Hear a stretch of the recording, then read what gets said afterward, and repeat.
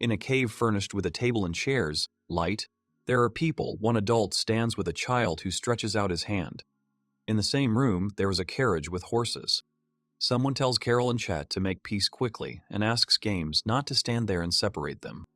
A guy is sitting in front of the computer and suggests that today he also try his best. He addresses this to the computer, or rather to the heroes of the game. This is the story of how he, a man who was unemployed for 10 years, became the god of destiny, saving several settlers and eventually being able to save himself. A month ago, during a meal, the woman at the stove asked the man if he had made up his mind and found a job, since his father could not work forever. The guy continues to eat. The woman says that there is no particular need for it yet, but what will he do when they are not there? The guy starts shouting aggressively that he understood this. He bangs his fist on the table and complains about how annoying she is. He thinks it started again. He mentally asks her to stop saying this during dinner. His mother yells at him that he keeps repeating it anyway, that he understood, but nothing changes. It's not often that this conversation arises so early. He stands up abruptly, without finishing his rice and egg, and shouts that she has ruined his appetite. He realizes that he is doing something disgusting. He leaves, leaving his mother with questions. After finishing high school, he entered a regular university, which anyone could get into without trying too hard. And then he graduated from there too. His mother shouts from the kitchen at him, asking what he should do with the remaining food. Up until this point, everything was going well, but then the problems started. And although he tried his best to find a job even before finishing his studies, he was never able to distinguish himself and get a job in a good company. He lost all motivation. He saw many of his acquaintances and friends happily getting jobs and telling him. A year passed after finishing his studies, then a second, and now 10 long years have passed. He was still without work. His mother told him that more than 30 years had already passed, and their neighbor Masatsugu-kun already had an excellent job and a lovely child. The main character thought that he might not tell him about this. Many of his classmates have long had normal jobs in their own families. He goes up the stairs and notices that someone comes to them and says that he has received a package. He recognizes the logo and tells the delivery guy to wait a minute, he'll be right out. He presses the button. The mother sees this and is surprised. He doesn't often leave the house. She asks him, he didn't think of buying all sorts of junk without having any money. He answers that no, most likely he won something again. To distract himself from the guilt of being out of work, he entered every possible email sweepstakes and sometimes even won. It's just that sometimes he gets things for adults that he can't show his parents, so he has to check what's in there beforehand. The courier asks him to sign or stamp it. The protagonist says that if possible, he will sign it. When he and the courier made eye contact, he suddenly flinched. He supposes that anyone would flinch if they encountered a guy like him who had been sitting at home for weeks. He is already used to such looks. The neighbors, for example, stare at him even more brazenly. Women discuss him while he sorts out the delivery. He looks at the box and thinks that the parcel is quite small. His mother looks and asks what he has. Is it food? Without waiting for an answer, she turns away and leaves.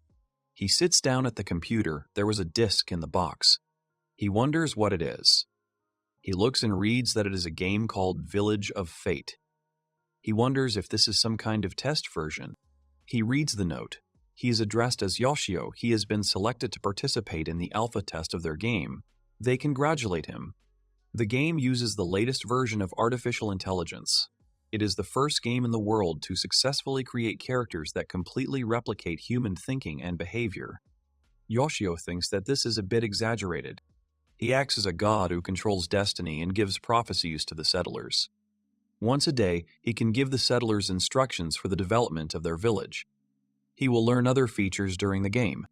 He thinks it seems trivial based on what is written. It seems like the whole game revolves around building a village.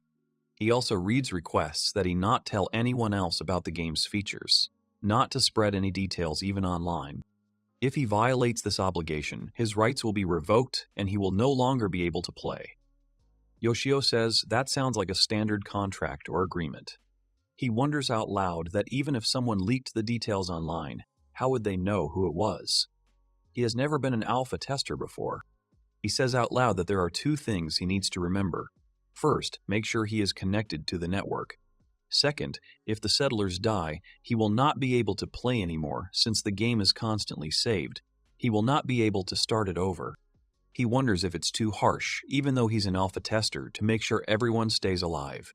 Even if they're confident in the balance of their game, these conditions seem unreasonable.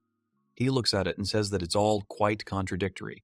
He thinks that the main question now is whether or not to install this suspicious game. He types game into the search engine and sees that the search yields no results. Most likely the disk is full of viruses, so it would be wiser to use his old personal computer. He thinks it's probably some half-baked game or a prank. All he does every day is play games or just sit on the internet, so he just doesn't know what to do with his free time. Even if it's a prank, he can just write about it on Reddit or something. The name of the game appears on the screen. He thinks that most likely either everything is unfinished or simplified or something else. He presses start. The game appears in front of him. His eyes widen and he screams that he is definitely being messed with. He sees a high-quality image of a man riding a cart. He has never seen such cool graphics in his life. The man on the cart is riding so fast and tensely. He turns around and sees that strange monsters are chasing him, similar to goblins, but with horns and fangs. Yoshio says that this must be a medieval fantasy. He wonders if there are monsters hunting them. He sees a couple with a small child and a younger girl in the cart, trembling with fear. One girl holds a book and prays to the god of destiny. Then a monster on a boar catches up with the cart and hits the cart with an axe. The people inside scream in fear. Yoshio starts to act and presses the mouse button. The monster approaches the man, walks right next to him and swings. Yoshio realizes that he plans to knock down the horse first. Then the man driving the cart draws his sword. The monster hits. He reflects his blow, thus moving the monster away from himself. Then a second monster approaches from the other side. The game's hero closes his eyes in horror. The monster swings an axe at the horse, and Yoshio takes action. The book in the hand of that girl in the carriage starts to glow. It glows so brightly that the carriage itself becomes bright, preventing monsters from attacking. Yoshio himself did not understand what had just happened. The carriage moves on. The monsters remain there. The main character of the game looks at the people inside the carriage. Yoshio sighs and wonders if he saved them. He supposes that this is where the game begins. He wonders what he should do. All the people in the carriage come out into the street and talk about something. Yoshio clicks on the man who is driving the carriage. He is surprised when he opens the profile of this character. It looks like he expected. The man's name is Gimes. He is 26 years old. He is a swordsman with many scars on his face and body. He is the older brother of Kem, who is a priestess, and the girl next to him, that means, is a priestess. She is 19 years old, a priestess who believes in the god of fate. Game's younger sister. Yoshio wonders if the swordsman and the priestess are brother and sister. He thinks that they are completely different from each other. He wonders if the game was made in Japan. The development must have cost a fortune. If the creators are from Japan, he is sure that with graphics of such a level, they simply shook up the internet. He clicks the mouse. He is curious, of course. But he will leave it for later. Why not look at the description of the other characters? He believes that these three are a family, and all 5 of them are the main characters of the game. The little child, Carol, 7, is an energetic but at the same time sensible girl beyond her years. Rodas ran a small grocery store for 33 years and now lives with his wife and daughter, and his wife Leela is 30 years old, although she is younger than her husband. But Leela is very reasonable and has a strong influence on her husband. Of course, it's interesting to watch them, but where's the control? Yoshio starts looking for what was written on his piece of paper about some kind of prophecy or something similar. He sees something on a screen. A dialog box popped up as text. He thinks this version hasn't been fully voiced yet. Games apologizes and says that even though he was in charge of the village's security, all he could do was give them a chance to escape. Rodas panics and tells him that he shouldn't bow his head when attacked by so many monsters. It's a miracle that they were able to survive, even if they were the only ones, and for that they are very grateful to him. Then a little girl named Carol asks what that bright light was. She asks if he did something and addresses him as a brother. Here Kem tells her that she has told her many times that Games is her brother, not hers. She asks menacingly if she understood her. Silence falls. Yoshio thinks that this little sister has a brother complex. This guy is handsome and has a beautiful little sister with a brother complex, so he should definitely be the main character. Games tells Chom that it is irresponsible to treat a child like that. Chom asks him for forgiveness. Carol laughs and tells the girl that he is angry with her. The characters' personalities and profiles are perfectly written, so maybe this is a really good game after all.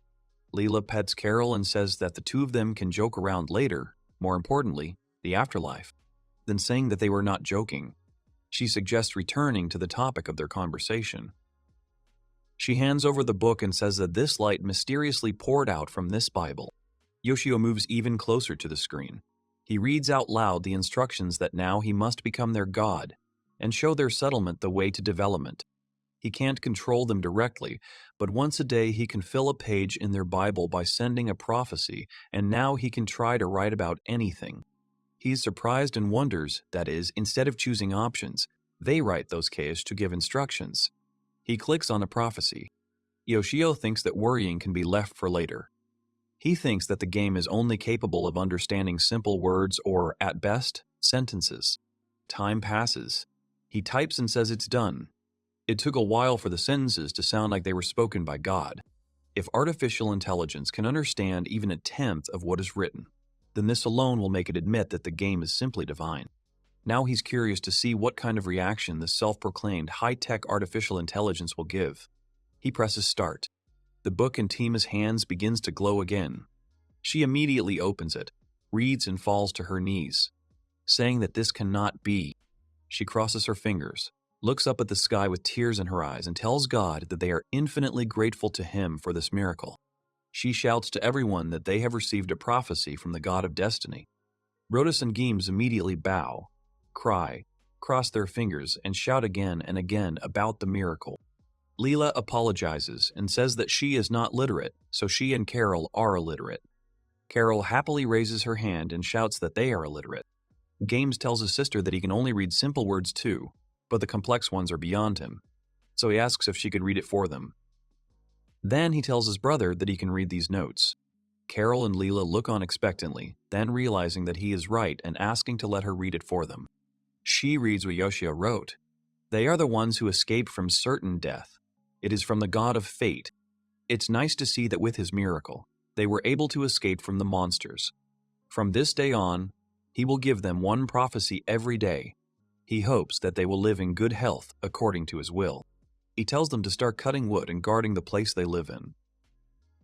At these words, Yoshio rolls away from the screen in his chair, cursing.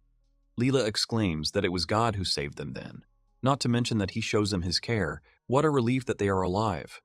Rodis says that knowing that he will even enlighten them with his words once a day is something they are very grateful for. Little Carol also crosses her fingers and smiles with her eyes closed. Yoshio looks and says that it literally looks like they completely understood what he wrote. He is horrified that technology like this is not decades ahead of its time. He says that if these characters can understand and react to everything, then this game is truly incredible. Yoshio shouts that if these characters can understand and react to everything, this game is truly incredible. Then he thinks and says that they must just be going through a pre-programmed cycle of actions. He wonders what kind of game this is. Then says that the god of destiny told them to cut wood and guard the campsite, so she suggests that they split up and cut down a few trees. Rodis asks if he can ask a question. Little Carol looks at him. He says that since they are in a forest, there are plenty of trees, but if they cut them down, they still won't be able to use them for lumber right away. Naturally, they will have to process them, and some time will also have to pass for the wood to dry. Than asks if they really need to dry the wood. Yoshio begins to understand that in this game, trees do not immediately turn into timber suitable for building a house after they are cut down. Rodis says that trees contain a lot of moisture, so if they are not dried and stacked correctly first, they will change shape later. So if you treat the wood before drying and then use it in construction, defects may appear after the work is completed. Than says that she didn't know it. Yoshio himself thinks that he, in general, didn't know about it either. Rodi says that divine thinking is not comparable to ordinary people. Most likely, he has his own plans. He suggests starting with just cutting down a few trees, even if they cannot use them right away. No one prevents them from leaving them for later. They are all working. Yoshio watches and thinks that it looks like the men Gimes and Rhotus have started cutting down trees, while the girls have decided to take a walk through the forest in search of something edible. He clicks and moves the mouse. If you turn the mouse wheel, you can zoom in or out the camera, he thinks, to examine the current location. He sees a forest in space from afar. This thin, elongated area is probably the path they took while hiding from their pursuers.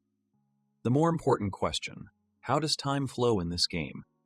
This is the kind of game where the visible area expands as the characters explore parts of the map they've never been to. He asks if it could be that the game is completely in real time after he gave them the prophecy. They can only sit and watch. He persuades and tells himself that this can't be, that they are in their right minds. It's impossible. A window pops up in front of him. He reads out loud that as a god of fate, he can interact with the characters in another way, using fate points. He can perform miracles. He wonders what these fate points are. Nothing comes to mind. He reads that fate points are points he gets depending on how much the settlers feel gratitude to the god of fate, which is Yoshio. He is asked to look at the number in the upper right corner of the screen. He looks and sees the numbers equal to 97. These are his fate points. The more residents are grateful to him, the more points he gets. If the number of residents increases, the number of points he gets will also increase. The greater the feeling of gratitude of the residents for his prophecies, the more points he gets. He says that this means that depending on the content of the prophecy, the number of points received can change. It says that if the village prospers and the population increases, the effects of miracles will also increase, so he should try his best. He believes that it is high time to look at these so-called miracles. A visit from a merchant. A traveling doctor visiting the village. Hunters stopping nearby. A reunion of the surviving inhabitants. He says that it is clear to him, which means that since he became the god of destiny, he can influence people's faith. He reads on and realizes that he can apparently even control the weather. Things like that really make him feel like God. He leans back in his chair and says that he doesn't have many points, so he's unsure which miracles to use right now. He understands how complicated it all is, and he believes that we need to listen to what the settlers are saying and build on that. Games and Rhotus chop down trees. Rhotus tells the other that it is still a great relief to know that they are under the protection of the god of fate. Games agrees and says that he is right. Rhotus says that it would be great if this dry weather lasted longer. He agrees. Rhotus asks him if it is true that he and Kem are really close. He agrees again. Asio sees his responsiveness and thinks that even when Rhotus tries to break the ice in communication with him, it never develops into a full-fledged conversation. Asio says that things are bad. There will be no benefit from this conversation. He clicks and looks at what the girls are doing. Tem turns to Leela and asks how much food they managed to grab with them. She replies that there were 3 boxes that they were planning to put up for sale, so if they ration the portions, that would last them about 2 weeks. Zan says that it will be great if by that time they have secured a stable source of food for themselves. Yoshio is thinking about providing food. In that case, if he chooses to visit the merchant, will they be able to buy food from him? If they want to provide for themselves, they will need to fish and look for other food in the surrounding area. He wonders how much can be found here. He thinks we should scout out the situation around us. He wonders if he should send Gams out to explore the area tomorrow, but whether it's a good idea to leave the villagers without their only warrior and protector. If this is a game and he is going to win it, then the girl who is of no use at the moment. Then Carol turns to her mother and says that she has found a mushroom. She panics and screams that it is a poisonous mushroom, so she should throw it away. Yoshio thinks that he should use Carol to expand the visible area. He changes his mind again. If they die because of his thoughtless actions, it will be on his conscience. He looks at what other miracles he can use. He sees a familiar. It's a servant that can use magic if he acquires one. Will he be able to explore undiscovered areas of the map with its help? Even at first glance, there are more than 50 types of them. They even have unicorns, slimes, and a lot of other nonsense. If he is aiming for reconnaissance and exploration of the map, then it is most logical to choose birds. They can fly long distances, and they are most convenient to use as scouts. Yoshio sighs and says that they are all too expensive, so he can't afford them. And while a cat or dog as a familiar is common, they also cost too many points. It seems the most he can afford is a chicken. Eventually, she will be able to lay eggs, which will help with food, but no matter how you look at it, she is not intended for reconnaissance. It seems that there is no other way to earn points in the game except for the gratitude of the inhabitants. What comes to light for him is that there is another way to increase his destiny points, and that is the payment system. The program tells him that if he pays 1,000 yen, 10 fate points will be added to his account. He sighs and says that they implemented the most unpleasant system for the unemployed like his. Even though payment systems in today's games are a common occurrence, they included it in the test version. The points he has aren't enough for a familiar. But if he throws in 20,000 yen, he can afford a cat or a small dog.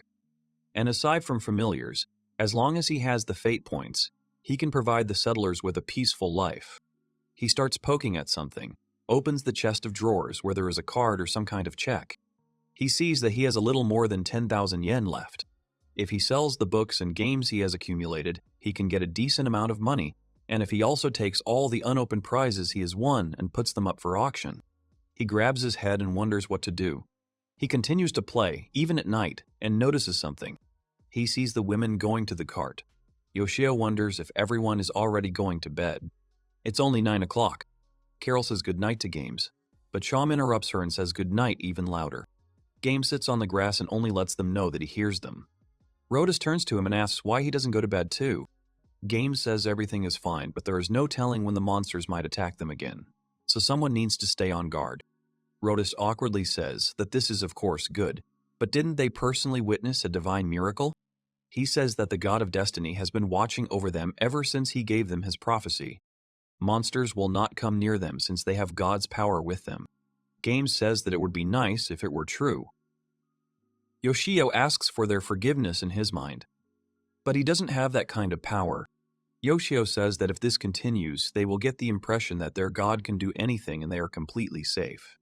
He wonders if he should tell them that he is not omnipotent and that his powers are limited.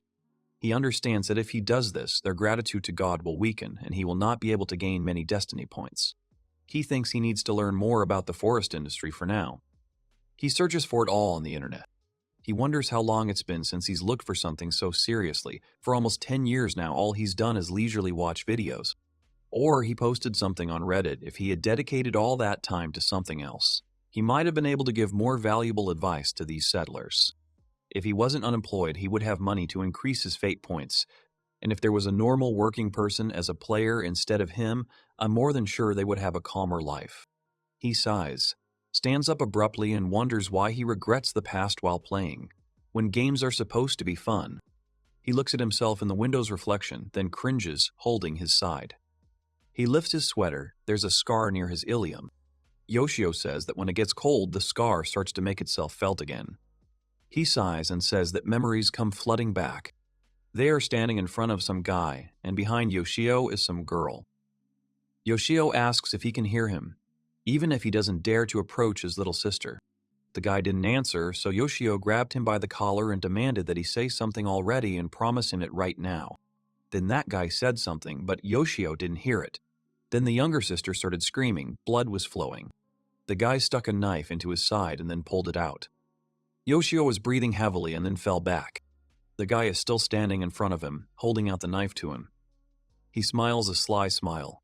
Yoshio starts to panic and asks him to stay put. Here he openly started screaming and calling for help. That time he left something important behind and ran away. That's when it all started. No matter what he did, it never worked out well. He stands up and says that's enough of the memories. Now he just wants to get into the game. After all, there's nothing else he can do. Morning comes, Yoshio is lying on the bed. Next to him there are many food packages and open manga. He opens his eyes and says with a dissatisfied face that it is already morning. Yesterday he was looking for information about the forest industry and did not even notice how he fell asleep. He looks at his watch and says it's been a while since he's been up at this hour. He sits down at the computer and says it seems like everyone is up. They're working on the trees. He says that it seems like the characters' lives actually happen in real time in this game. He is wondering what he should write in his prophecy today. His stomach starts to rumble. He strokes his belly and says he needs to eat. Come to think of it, yesterday he was so focused on the game that he even forgot about lunch. He looks around the room and says that he has already finished all the snacks. There are packages and crumbs of food on the floor. He goes down the stairs and asks if there's anyone in the kitchen. He hears voices as someone calls to his mother and asks her to pass the soy sauce. He stops abruptly, realizing that it is breakfast time. One says that he will most likely be late today. The mother asks, "Is it really so again?" The daughter says that even if it is work, then let him not overdo it. Ever since that incident, his younger sister and his father had argued a lot about finding a job, but they never spoke to him directly. He walks into their kitchen, says good morning, and asks if he can have breakfast with them too. He realizes how ridiculous it sounds. Everyone eats breakfast so they can work hard all day long. How can an unemployed guy like him look them in the eye? He leaves them and decides to go and work out for now. He exercises, does push-ups, and crunches. After that incident, working out became a habit for him. That time he ran away, he wanted to reject the weakness inside him. He pumps his arms, then looks at the screen and sees Carol helping too. And her mother tells her not to overexert herself. She says everything is fine. Carol smiles and says that she helps too. Rhodas tells her that if she gets into trouble or needs help, just call her dad. Carol obeys him. Yoshio pauses in surprise. Even though it's a game, the characters in it seem more alive than he does. He turns completely to the computer and suggests that they should be warned not to rely too much on his protection. Here comes the prophecy of the Book of Kim. She immediately shouts to everyone that they have received a new prophecy from the God of Destiny, as promised. He asks to let her read it. She begins to read aloud that he has now lost most of his powers and is now only able to watch over them and grant them small miracles. He addresses his devoted followers that he sincerely wishes for them all to join forces and survive. He blesses them all. This is where things get awkward. Yoshio starts wondering what the silence is all about. Everyone just looks at each other. Yoshio wonders if they are disappointed in a god who makes excuses. He thinks they should have come up with a better reason. Dan starts to cry, isn't it wonderful? God is watching over them. Yoshio didn't understand this at all. Rhodas also cries and shouts that he blessed them. It's incredible. Most likely he lost his powers in battles with demons.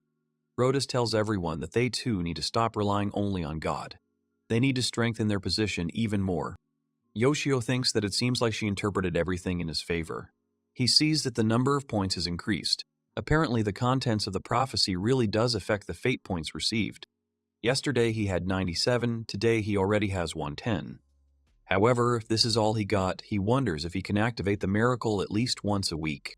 At this rate, he won't be able to provide the residents with a peaceful life. Surely even when the girls were talking earlier in the morning. Then asking if it was normal to sleep in a carriage. She said that, in addition, they need to build a wall or at least a fence so that they have protection for monsters and the ability to rest in peace. Leela agrees with her and says that they need the logs to build a house, so they can't use them. She's also worried about the lack of seasoning for the food, if only they could get some salt. Yoshio wonders if he had more fate points. He could solve some of the issues with their safety, but he can't spend the ones he has right now. He says that in this case, the only way to get more points is to pay. He put all his unpacked winnings up for auction. It would be great if he could make 20 to 30,000 yen from this. He looks around and thinks about what else he could sell. He sees some books or comics. If he takes them to a flea market, he can quickly raise some money. But the problem is that to sell these things, he has to go outside. It's been several months, and if you don't count the late evenings, it's been 2 years since he left the house. It would be very sad if they lost and he couldn't play anymore. Yoshio gets ready and says he has to go. He looks at himself in the mirror and says that although he hasn't gained much weight, his clothes have become tight. When he was a child, he imagined himself at the age of 30 as a very refined person. He could not even imagine that he would eventually turn into his current self. He adjusts his collar. He thinks, that's enough for today. Now if he keeps it up tomorrow. He sits down at the computer and sees Carol carrying twigs. She slips and falls face down, knocking over all the branches. Yoshio gets scared and jumps up. Tears come to the girl's eyes. She lifts her knee and rubs it. She cries quietly, wipes away her tears, gathers the twigs back. She stands up, sniffles, and moves on. Yoshio is surprised. He switches and sees how Gimes and Rhodas are dragging logs, and women are washing clothes, while they are freezing and warming their hands with their breath. Ezio starts to get angry and realizes that today, the situation is completely different. He takes the bags with him and says with a positive attitude that he will also try his best. His mother comes out after him with a surprised face and asks if he is really leaving because it doesn't happen often. She asks if something has happened. He only says that he will be back soon. She remains in shock and says that then they will see each other later. He gets out, sits on his bike. Their neighbors look at him in surprise and discuss it with each other again.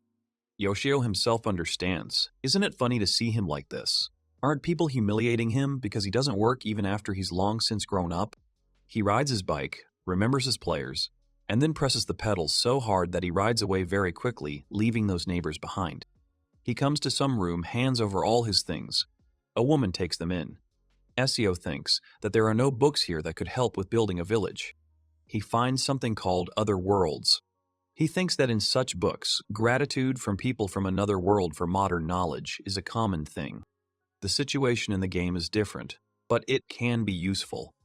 Right now, he can't afford to buy anything, even if it only costs a few hundred yen. He drives back and sees a place with a cake on the sign. He used to go there with his family in the past. He stops at the entrance. He goes in. He is immediately greeted. He passes a family where a boy is choosing, and a little girl says that it is not fair. Why is it only he who chooses? He goes to the cashier, apologizes, and asks her for 4 puddings. He decides to spend the little. He thanks and leaves. He comes and tells everyone that he is home. His mother is sitting at the coffee table. He hands her the bag and says there is some pudding in it. She asks if he bought it for her. He thanks him. Yoshio adds that he bought it for everyone. There is enough pudding in it. He leaves and goes straight up the stairs. He doesn't understand why he's embarrassed. He thinks that a worthless person shouldn't feel satisfied after one small good deed. He stands with his back to the door of his room, horrified, wondering what he is doing at his age. He sees that the points have increased to 310. He says that this is good, so far he has managed to put about 20,000 yen into the game. He sees everyone sitting by the fire and eating. Now Ezio wonders what kind of miracle he should perform. They enjoy mushroom skewers. Yoshio says that yesterday he suddenly discovered that the game has the ability to view all of the villagers' past conversations, which is cool, but it feels like he's eavesdropping. Overall, he doesn't think he'll use it. Carol eats mushrooms with gusto.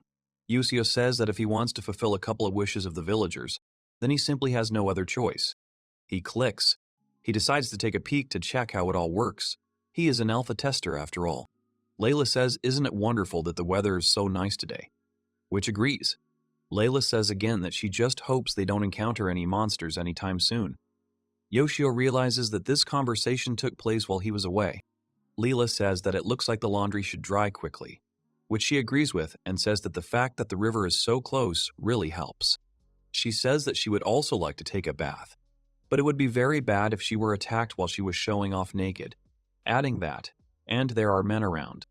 Leela says she wouldn't be too worried if someone saw her naked, since her husband and daughter have seen her naked a lot anyway, and she doesn't think games would be interested in the body of an old maid like her either. Here Carol shouts that she also doesn't mind if the older brother games also watches, which immediately turns her down.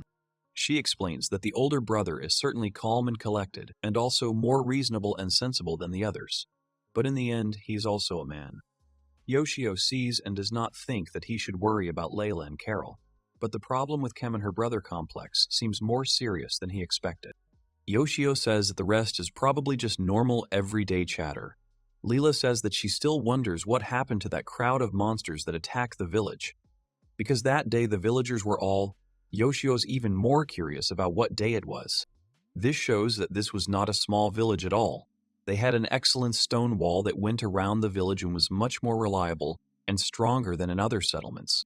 On top of all that, they even had a few hunters just like her brother, and despite that, this is how it all ended. Carol says she hopes the lady and man who live next door are okay. Ezio understands what happened to them. He looked through the logs of the rest of their conversations and managed to find out a little more information. It seemed that the village where they lived had several hundred inhabitants. Moreover, when a horde of monsters attacked their village, they rallied, trying to resist the threat one way or another. But in the end, almost everyone was killed, and the rest were forced to run out, saving their lives. It seems that someone other than its inhabitants also managed to escape in horse-drawn carts. And it seems to him that by the time they realized that they had gotten separated, their cart was already alone. It's good that they were able to escape the monsters in the forest, but their carriage was damaged during the chase, meaning that traveling long distances will be a problem. Yoshio understands the situation they are in. He now understands why the description of the miracle specifies that it is a reunion of the surviving inhabitants. Eventually, he will make sure that they all live together again. Then his mother shouts to him that the food is ready. He comes out of his room. His father is sitting in the kitchen, not reacting to his son. Yoshio thinks it's rare to see his father come home so early. After he became unemployed, they still saw each other a couple of times a month, but he only asked for the latest news and told her to do what he wanted. This relationship continued even after that incident. One could say that the more correct he was, the less interest he showed in him. The father asks about his daughter, Sayuki, if they are still at work. The mother tells him that it looks like it. Yoshio wonders if his little sister is late again today. Unlike him, his sister, who is much younger, works hard. She managed to get into the industry she wanted, so she looks happy every day. She also said that working overtime does not bother her. Then his mother says that Okiku-san gave her some homemade sikamono, or Japanese pickles. She asks if they want to try it. She says that the weather was really nice today, so she decided to take a walk in the park and met Okiku-san there. Then they went shopping together. Yoshio thinks that his mother is starting to talk nonsense again. Okiku-san, who his mother is talking about, is the oldest landlady who lives in a big old house nearby. In the past, when he often played with his childhood friend, she would bring them candy. Their house is not as big as hers, but it is quite spacious, located separately, and has its own garden. He can remain unemployed and not be afraid of being thrown out of the house just because his father is a workaholic with a decent income. Yoshio stands up and thanks for the food. His mother tells him that if he is going, he should take some pudding with him. She also asks her husband if she wants some for dessert. The boy bought them some. The father thinks about it and asks if that is really the case. He says that if it is, he will try. SEO leaves. There's an empty pudding package on the table. He looks at the screen and sees that everyone except Games has gone to sleep in the wagon. His efforts on the face-to-face patrol are also highly appreciated. He thinks that Games is a really reliable person. This aura of silence around him is akin to his father. Games is the only fighter among these residents. There is little hope for the Rodas family. Than can use healing magic, but even so, it is not suitable for battle. He muses and says that it turns out that both he and the villagers are dependent on Games. He sighs and says that he wishes they had more free hands. He knows for sure that he can summon people to the village if he uses fate points. It will cost a lot. He clicks and says that there is an option here that will cost less, but it will be random, with its gambling mechanics and unpredictability. He understands that if he is unlucky and it turns out to be bandits, then defeat will not be far off. In addition, getting hooked by this mechanic is like falling into a bottomless swamp. Not touching randomness is the wisest decision, in his opinion. He keeps thinking out loud after all. He also needs a familiar, and he has this feeling that he should leave the glasses for the moment when they are really needed. He screams, tugging at his hair. He screams, why is he so worked up over one simple game? He looks at Games by the fire and figures he'll have to think about it tomorrow. He's tired from going outside for the first time in a long time. He apologizes to Games because he's going to bed. He turns away, says goodnight, but immediately gets scared because the game is going into alarm mode. The screen shows that they are being attacked. Here, Games shouts for everyone to wake up. Kem comes out scared and asks what happened. Games says he feels monsters coming, he says. Rather than protect the others, don't get out of the carriage no matter what happens. Rodas tells Leela and Carol to stay in the back of the wagon because it's too dangerous. Carol asks her older brother if they'll be okay. Games tells them to trust him. Than shouts that she will too. But then Games interrupts her and says that she won't, because only she can use healing magic. Let her take care of everyone. He's counting on her. Tim starts to cry, but listens to him. Yoshio panics, looking for where the monsters are. It's too dark in the area. He can't see anything. Two wolves appear right in front of Games and growl. Yoshio screams that they really appeared. This is a black dog, a wandering sword turned into a monster. Unlike ordinary dogs, This ferocious predator has increased physical abilities, and occasionally there are individuals with poisoned claws. Yoshio reads all this and becomes more and more panicked by the information. He says that Games may be strong, but right now the situation is clearly not in his favor. Games prepares to defend himself. Yoshio prays to Games, but then remembers that he is God, so he needs to perform some kind of miracle. Here, Games swings his swords and hits the monsters. Yoshio yells that it was really cool, as if he could hear him. Than comes out and asks if everything is okay with him, then he asks for forgiveness and says that from now on he is counting on her. Games falls down sharply, Than screams in panic. Yoshio grabs the screen and does not understand. He beat them dry, didn't he? He screams at Games to pull himself together. Let him not think of dying. Than raises her older brother and screams that his body is getting colder. She calls him in horror. Yoshio freezes in shock, and then continues to scream, not understanding what is happening. Rodus approaches them and asks Than to calm down. He checks Games' arm and says there are still bullets, but it looks like his body temperature is slowly dropping and his face is starting to turn pale. They see the wounds on his hand. Rodus recognizes the color. He turns to the monsters and sees blood coming from their mouths. Rodus says that it looks like poison. He turns to Kem and asks if she can cast an antidote spell. Yoshio says that means if she can use this spell, then James will be healed, but of course he is afraid of blood. But it is in the game. Here Kem sadly answers that she can't, because she hasn't learned a single one yet. Then she remembers and asks if there isn't an antidote in their luggage. Rodus apologizes but says no. Carol clings to her mother and begins to cry, then begins to tremble in panic and begs him not to leave her. Here she looks at the sky and turns to God. She asks him to save her brother. Then she will do anything. She asks again to save her older brother. She begs God and begins to cry even more. Yoshio looks at the screen and doesn't understand what to do. If Games dies, then everything will be over. What can he do? He sees that they are very worried and asks himself to do something. Yoshio clenches his fist and tells himself that no, he is the god here, so why is he panicking again? He screams that in such a situation only a miracle can help. If his memory serves him right, then there was a way to save Games. He quickly flips through everything. This is definitely not a merchant. Hunters are not suitable either. He is sure that this option is somewhere here. He sees that now only a miracle called the traveling doctor can help. He understands that 300 points is significant.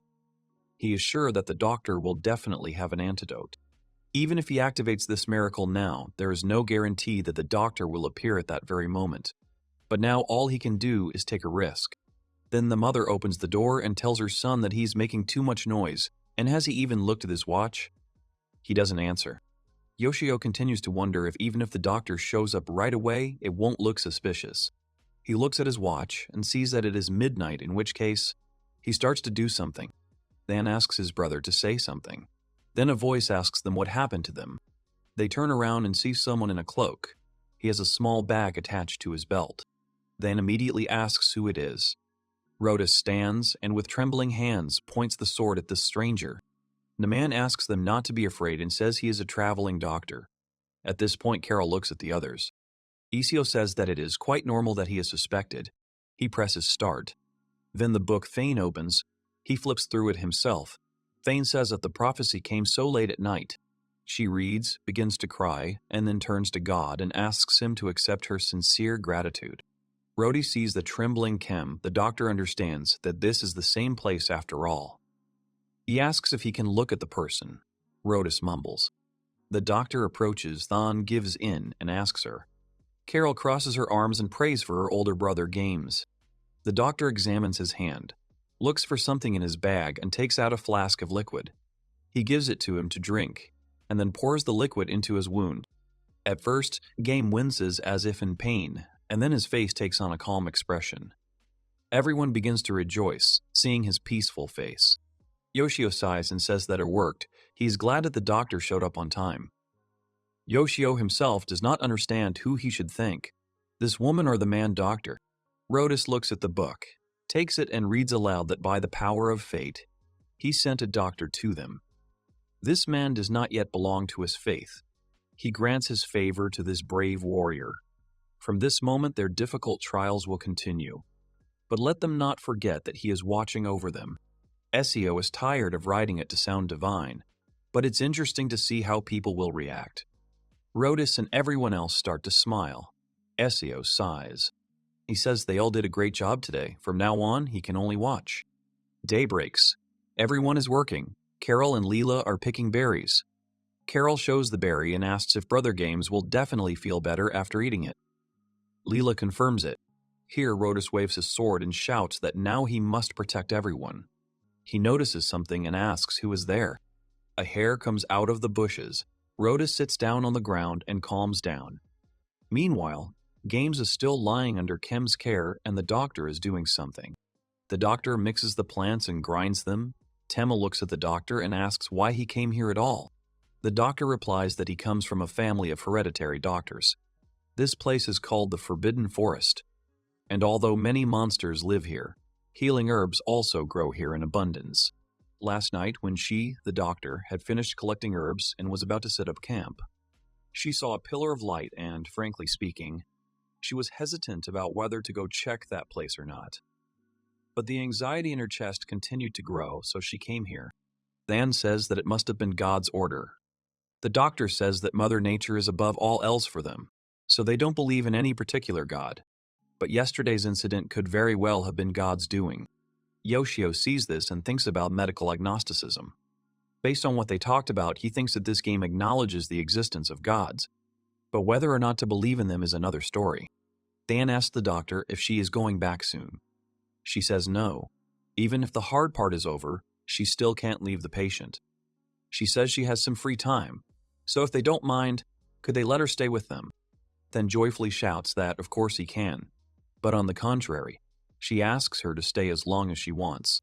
She then adds that they just don't have any housing yet. She asks her if that would suit her. Yoshio reflects that the doctor saved him by agreeing to stay with the residents. But as Chom said, the main problem is housing. The van is already full, so if we add a doctor, someone will have to sleep outside. That makes a total of 6.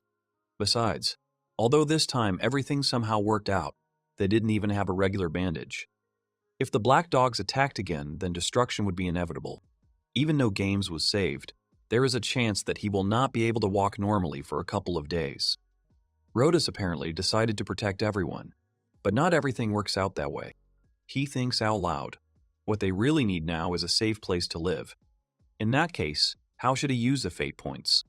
The doctor says that there is an abandoned mine nearby where they can find shelter from the wind and rain, and she also thinks that they can find tools left behind by the miners. Yoshio is happy. The doctor said she knew this part of the forest well, but to think that such a place was so close, he is genuinely happy that they will be able to secure their resting place. Rhodus asks her to show them the way to that place. The carriage moves, with Rhodus and the doctor herself sitting at the head. It looks like the destination is a 5-minute drive from their campsite, so they can come back later to pick up the wood. They drive up to the mine. The doctor points and says that this large door was used to transport goods, and this one was most likely the main entrance. She says that apparently there was ore mining here before, but it seems that the miners found another mine nearby with richer veins. So they converted the place into housing and storage. They open the doors. The doctor suggests going inside. They go inside in a whole cart. The lanterns are shining, but instead of fire, there are some crystals. They walk in and see a huge table for several people, barrels and wheelbarrows. They are all amazed. Carol shouts that it is amazing. Yoshio is also surprised and says that, of course, there is dirt everywhere here, but if you compare it to living in a cart, then it's just heaven and earth. Rhodus tells everyone to look and points to the room, saying that there is a room here. The doctor says that it looks like the miners themselves dug them up to have their own rooms. Rhodus shouts that it's amazing. It seems like everyone is so engrossed in their new home that they don't even pay attention to what the doctor is saying. Then squeezes the unconscious Game's hand and tells him that they have arrived safely at their new home. She asks him to get well soon. Leela says that it looks like there is even spring water, and they also found a stone oven along with cooking tools. The doctor says that it looks like they can start doing housework. Carol shouts that this is awesome. Leela suggests that before this, everyone clean up this place together. Carol is happy and jumps, raising her hands. Yoshio says that they were able to get a place where they will be safe. He is forever indebted to the doctor. Later, the doctor mixes his medicines and herbs again, while Games lies unconscious behind him. Leela tells everyone to try to be quiet, otherwise they will wake up Games. She suggests cleaning the place so clean that he will not be able to say a word from amazement when he wakes up. Everyone agrees. Rotus is hauling barrels. Leela and Kem are sweeping the floor. Leela tells Rotus to take out anything that looks unusable from the cave. He obeys and says that he will leave everything broken but repairable in the corner. Little Kroll also sweeps with a small broom.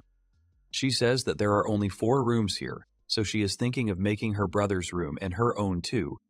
Probably 1 bed will be enough. But she asks him to sleep with her. Here, right behind, Kem comes up and listens to her with an astonished look. Yoshio sees all this and thinks that Kem is scaring her. Than asks, "Isn't it obvious that Big Brother will share a room with her? She is still a child, so she doesn't think much about it." But Big Brother spoils her too much even if she is a child. Shouldn't he refuse if he doesn't like it? Yoshio was a little concerned about Carol and Chom's relationship, but overall, they get along well. Leela sees Chom peeking at Carol. Yoshio says that once they turn this cave into a habitable place, they won't have to worry about housing anymore. He thinks they can finally really start building a village. Asio smiles, then gets up, stretches and says, "Is it really noon already?" His eyes are tired and he's a bit hungry. He leaves the room because he needs to go eat. At the same time, he opens the door of another room. Sayuka appears in front of him. They stand awkwardly. She says that this is terrible. Yoshio asks his little sister if she has a day off today. Sayuki stands in front of him in pink pajamas with an emotionless face. She says she wanted to go downstairs and eat. She asked if he could step aside. He says he needs to go downstairs too. Sayuki then asks him to be kind and not use the bath. Yoshio turns to her and wants to say something. He remembers the situation with the guy. Sayuki asks her what he wants to say. He says nothing. He says he won't be using the bath on the first floor, so don't worry. Sayuki tenses up and says that he could at least object for the sake of decency. It's a pathetic sight. Does he really think she's stupid? Yoshio goes into her room and says that she seemed more sullen than usual today. After the incident with the stalker, every time she and Sayuki met, it turned into a fight. They used to be very friendly and often went on vacation together, but now he finds it hard to believe. He wonders if they would have had that brother-sister relationship if it hadn't happened. His scar hurts again. He tells himself that he needs to move on, even if he now regrets that choice. Nothing can be changed. He turns on the computer and says that he should check how the settlers are doing and finish for today. He presses the shaft doors, walks further down the shaft corridor and sees that they have just finished cleaning. Leela asks if they think it is pretty clean already. Rotus asks where Kem is. She replies that she said she was going to visit Games. Carol listens to all this. She says that it is so mean and that she will go to her older brother too. Rotus refuses her because they just need to let the 2 of them be together. Carol also understands this and agrees. Rotus tells her to stay with her dad instead. How about exploring the cave better? She happily agrees. She says that when her brother gets better, Carol will show him everything here. The parents awkwardly agree with her. Then she enters the room with the doctor and Games. She turns to the doctor and asks to let her take care of her brother because the doctor needs to rest. The doctor looks at Games and says that it's a good idea. The symptoms of the poisoning are getting worse, so she decides to accept her offer. The doctor comes out and says that if anything unusual happens, he should call her immediately. He thanks her for this. Than takes his brother's hand and says that she is there. Yoshio sees all this and says that it seems that Games' condition has stabilized, so he thinks it would be right to leave him alone for a while. Suddenly, he notices something. It says on the Games that this is a dream. He thinks that it must be just a sign for an action. He thinks that he will find out once he clicks on the sign. He clicks and notices that the image on the screen has completely changed. In front of him appears another place, full of people with guns.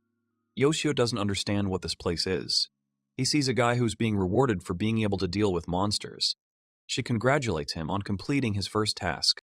Yoshio wonders if this is the young Games. Most likely this is the dream that Games is seeing now. He thanks the woman.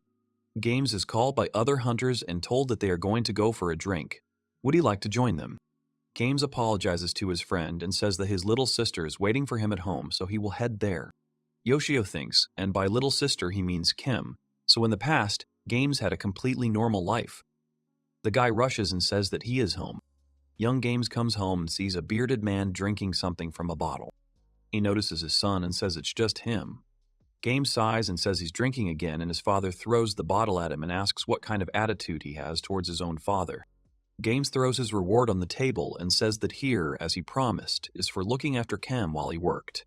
Kem is pleased with the gold and says that he can buy more drinks. He asks where Kem is. The father doesn't answer. They both go downstairs. He sees Kem, exhausted and bruised. He lifts her up and tells her to hold on. He asks how many days she has been starving. ACO sees and thinks that this is bad. Games apologizes and says that if only he could have made the decision to leave this place with her sooner. He gets up and leaves. The father asks to wait and says that he only acted carelessly while he was drunk, and from now on he will definitely keep his word. Here, Games furiously tells him to move away if he doesn't want to die. He gets scared and gives way. He goes up the stairs with the girl. On a winter night, they walk down an empty street. The girl asks him where they are going. He answers, somewhere far away from here. Tham says that if they don't hurry back, then the father will be so angry. He tells her not to worry because they will never see him again, and there is no need to be afraid. The girl begins to tell him that maybe her mom and dad hate her, but she could have been a bad girl because she was constantly scolded. Here, Games screams that it's not true. He tells her that they are the bad ones. Then he says that they told her that they were going to sell her because she was a bad girl and that she was useless, and now she will finally be of some use. Tears well up in her eyes. Yoshio sees all this and thinks that these two lived in more terrible conditions than he imagined. Games brought Kem down and then told her to no longer consider those two her parents, to forget about them. He tells her to live with her from now on. He asks if she doesn't want it. She says with tears that she is happy as long as her brother is next to her. They hug, and Games suggests that she now live very happily and joyfully. Then he tells his brother that he loves him. SEO sees that the screen has become normal again. It is clear to him. Now he knows how the brother complex came about. With such a cool older brother, you can see why she became dependent on him. Suddenly, he wakes up calling his sister's name. He smiles and says that he must have made her worry. At this point, Cham openly sobs, hugs him, and shouts several times that she is so happy. The family and the doctor appear at the door. Rhoda shakes the doctor's hand. Carol and Leela clap their hands. Yoshio raises his hands in relief. He says that now they can take a break, and all the settlers are happy too, because there is no other person as reliable as Games. He says that he's the kind of character that naturally becomes popular. Unlike some, he is handsome, strong. Unlike some, he will always risk his life to protect her. Little sister. He is sure that the bond between these relatives will never weaken. He moves the mouse, tears dripping onto his hand. Tears stream from his eyes. He runs his hand down his cheek and wonders if he is crying. Then he starts laughing. If he regrets it so much that he even cries, then why is he still? He starts to tremble and thinks about wanting to change. At home, Esio's father and sister leave and announce this. Esio sees through the window how his sister asks his father if this is the tie she recently gave him. He confirms it. Esio sees and hears her father asking what it is. Does he really look strange in it? She replies that it doesn't at all. It suits him very well, in her opinion. Yoshio goes back to the computer and sees that Layla says that Games and the doctor are patrolling the area, so she offers to make them lunch before they get back. She asks Carol to bring the plates. 3 days had passed since the settlers had moved into their new home. The cave was furnished with furniture and all the necessary equipment for life. And the lives of the settlers improved dramatically. It seems that the costs of the miracle paid off in full. However, the most important thing that happened thanks to this miracle?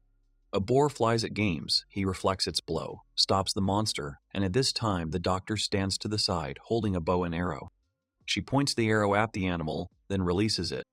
The arrow hits the monster's head and the boar falls. The doctor turns to Games and says that there is no need to overexert himself. He is still only just recovering. Games says he is very grateful to the doctor. The doctor Yoshio summoned through the court is named Mulus. Not only is he skilled in potion making, but he is also a master of the bow, making him the perfect partner for Games. In addition to all this, Mulus is able to use magic that controls plants, so the drying of the trees, which should have taken months, was completed in the blink of an eye. And it was Mulus who led the settlers to the cave. He is very talented. Yoshio sighs and says that if only Mullis could join the village.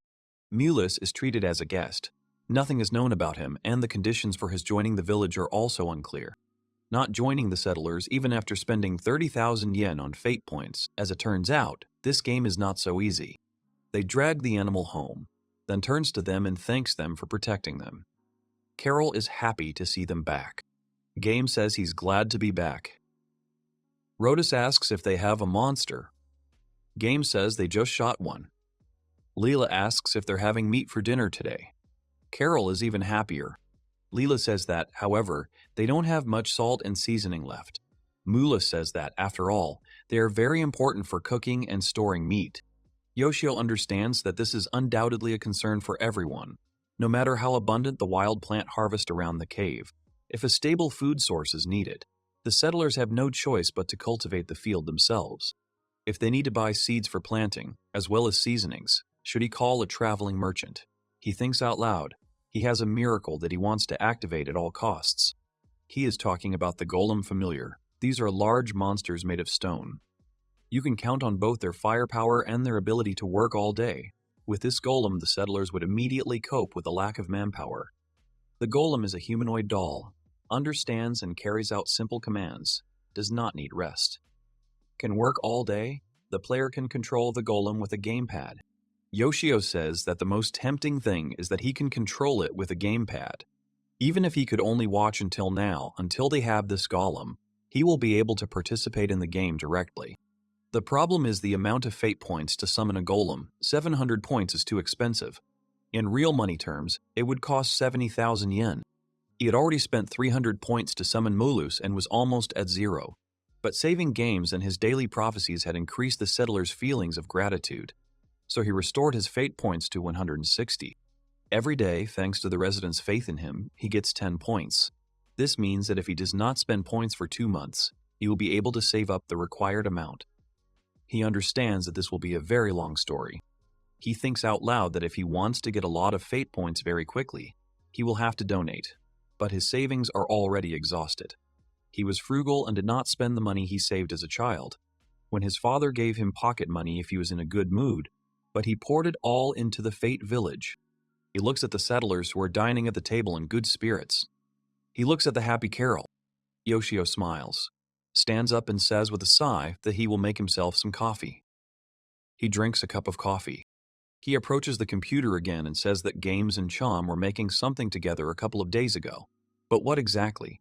Yoshio himself doesn't know. Tem wipes the sweat from her forehead and tells the others that it's almost done.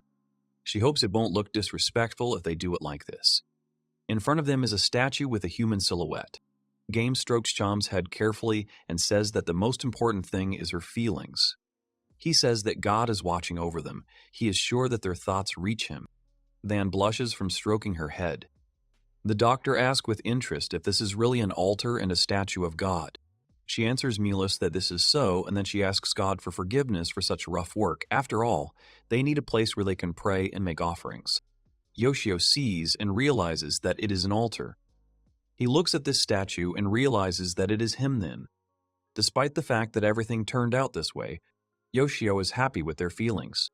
Because the statue is roughly carved, it is impossible to determine whether it is a man or a woman. He acted freely considering himself a male god, but he himself is curious about the gender of the god of destiny. Sham says that there is not much here, but Sham asks God to accept it. She puts all kinds of fruits on the altar. In an instant, all the fruits disappear before them.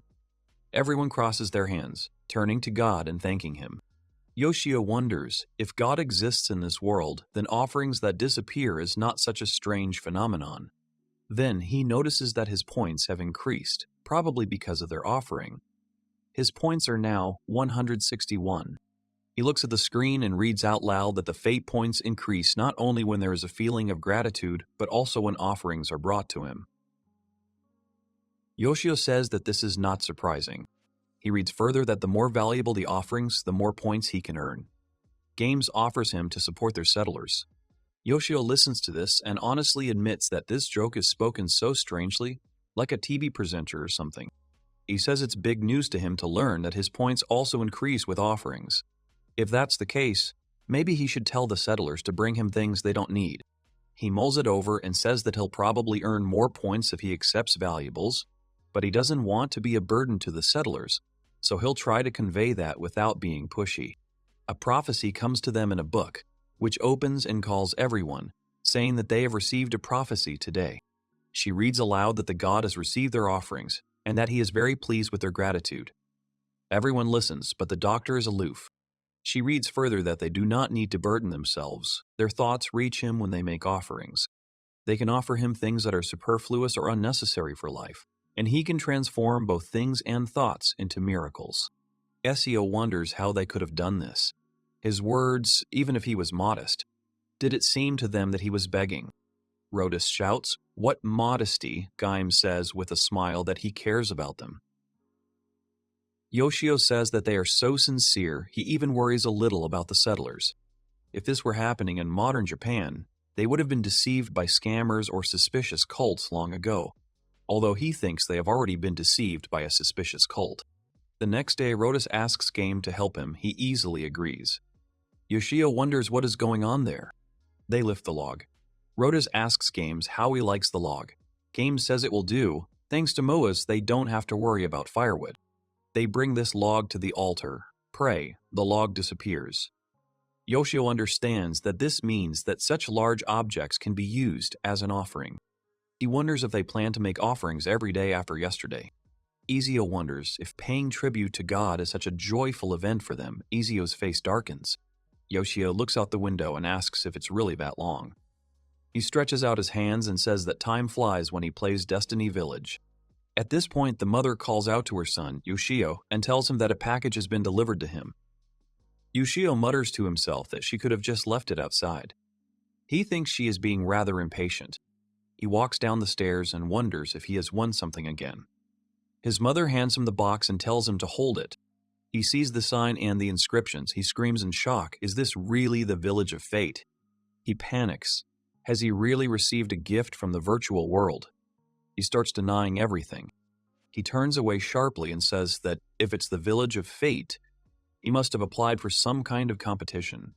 Logically, it must be a package from a gaming company. He should have considered that they might send something else. He asks, again under his breath, maybe some reference materials or instructions that they forgot to send. He exhales. He thinks he is worried about a small thing. Then the mother puts the box down, opens it, and starts rummaging around, asking him what he's muttering about. He screams in panic that he can't open it without permission.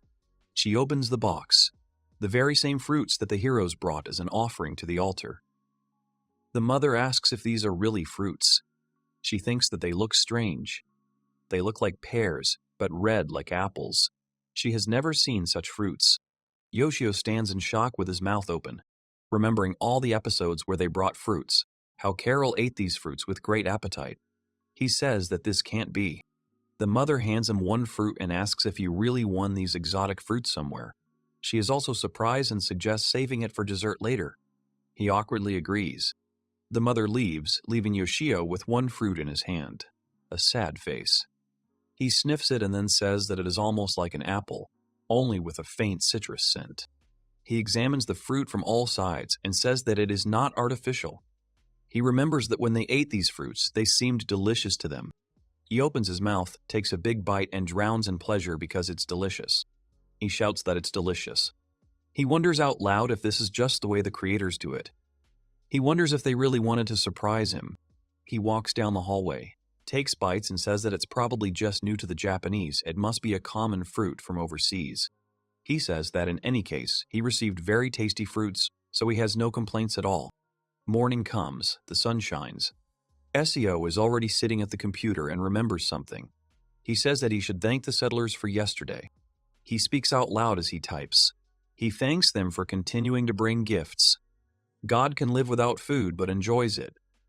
But let them not force themselves. Than reads the prophecy while everyone else prays with their fingers crossed. She quotes it, saying that food is very important to them. If they have nothing extra, he will be pleased with other gifts besides food. Also, there is no need to make daily offerings. They should think of themselves first. Yoshio thinks that sounds good. Yoshio smiles and says that once he gets enough points, he will immediately receive a golem and it will definitely help everyone. Asio sees that Kim is cleaning the statue, wiping the dust with a rag with great care and love. Suddenly, someone calls Asio in a panic. He turns to the door. His mother asks him to come down quickly for a second. He leaves the room and asks what happened. He senses and understands that she seems to be angry. His mother shouts at him, asking what he will do with this. Asio, completely perplexed, goes out and sees a huge log in front of the house with a sheet of paper with the delivery data glued to it. He remembers Sem cleaning the statue in the altar carelessly, singing along to something. Then Yoshio realizes that this thing has gone too far. He stands there in complete shock and doesn't know what to do. Asio sighs as he drags the log along with the rope. He calls it a heavy thing. He never thought wood could be that heavy. Yoshio's mother comes out of the house and screams at Yoshio in horror when she sees the log. She asks him what he's going to do with it. Yoshio hesitates. He replies that he'll move it to the garden for now. Mom goes into the house, grumbling that with Asio's physical training, this is all he has to do. Asio indignantly agrees with her. He stands in the yard of the house, looks at the log, wipes his forehead and sighs in confusion.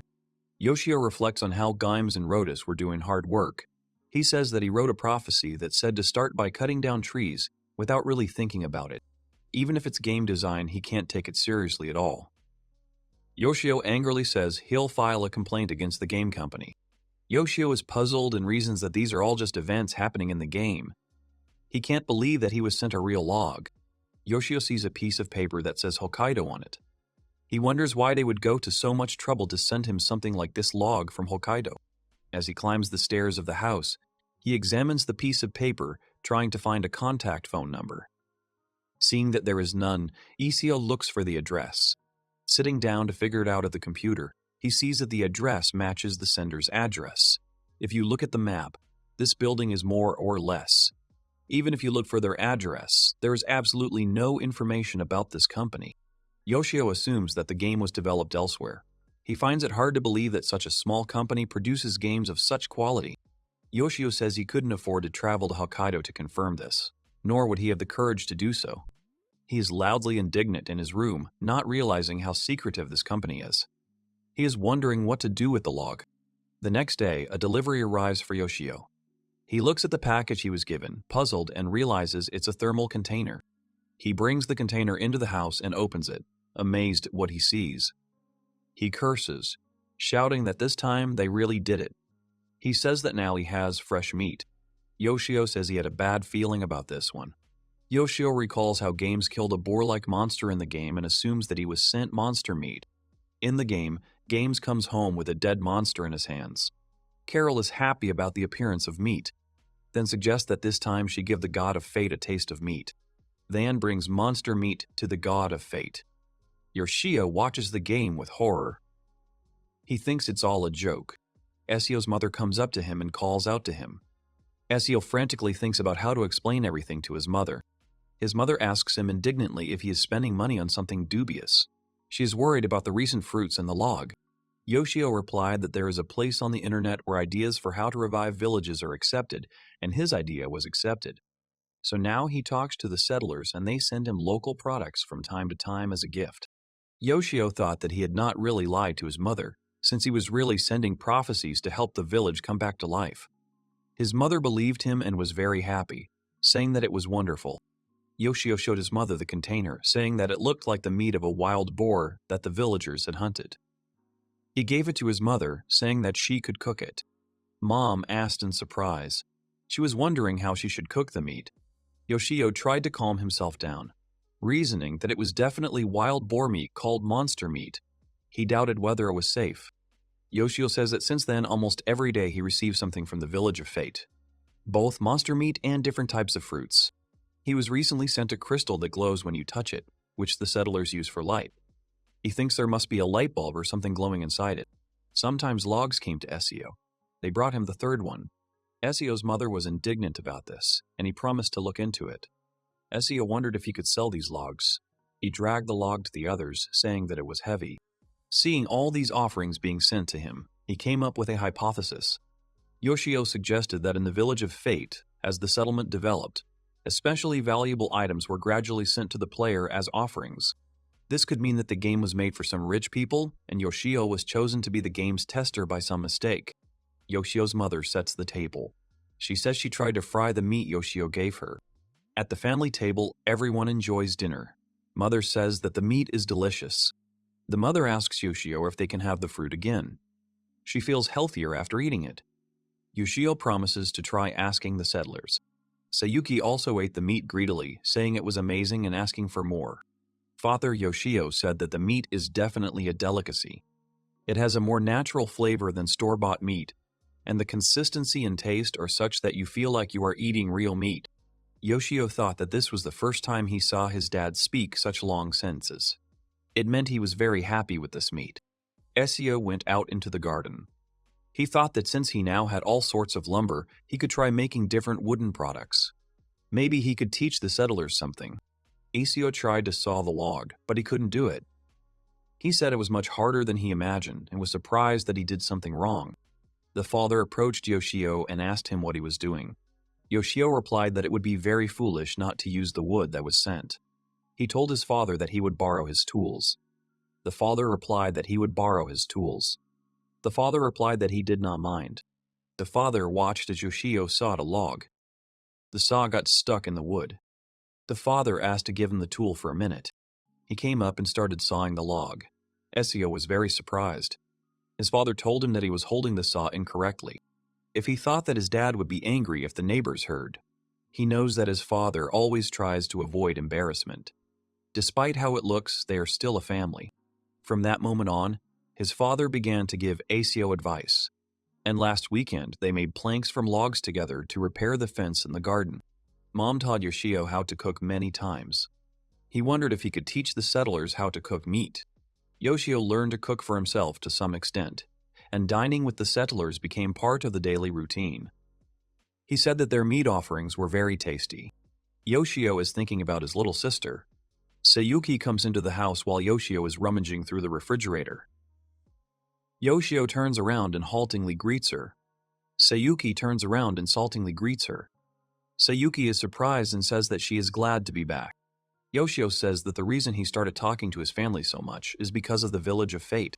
He thinks he doesn't even know whether he is helping the settlers or whether they are helping him. There's only one thing that bothers him. He's watching the game, where the settlers are talking about the fence that surrounds their cave. Games and Sham are standing by a fence made of logs with sharp tips. Cham asks, since monsters can't jump over the fence, what does he think about that? Games tells her not to worry, as long as they can stop them for even a second. Then even if they jump over the fence, he or Moas can kill them. Games says that the problem is the number of monsters if it ends like last time. He changes his mind and says that there is no need to worry about it yet. He turns away and calls for Cham to follow him, so that they can now go inside. Yoshio thinks that because of this, they seem more confident in their defense now. However, recently, the settlers have started to behave strangely. At first glance, everything looks like they are leading a peaceful and stable life. Although they should not have any worries, they seem a little worried, although they pretend to be calm. Yoshio thinks that even their daily conversations sound ridiculous, or how to say it, they are somehow boring. Everyone inhales when they look at this wooden calendar. He wonders if something special will happen on the day in question. They are all sitting at the table. Little Carol asks them worriedly why they are all so gloomy. Her parents look around. The other two are silent. Leela hugs her husband and says that everything is fine with her mom and dad. They are both like eternally loving doves. Carol says that can't be because everyone tenses and sighs every time they look at the calendar. They look around again, and Games nods to Rhodes, giving the signal. Rhodes strokes the baby's head and says that they just didn't want her to worry. He asks if she remembers what they kept saying since they arrived in the village, namely that they would never leave the house on the last day of the month and instead rush to bed. Carol replies that she remembers and that he said that they should never leave the village, and she didn't because the adults' faces would become so scary and they would get angry easily. He says that it was meant to protect the children. He asks her if she knows about the calendar in this world. She replies that she knows, and that each month one of the 7 gods is responsible for the world.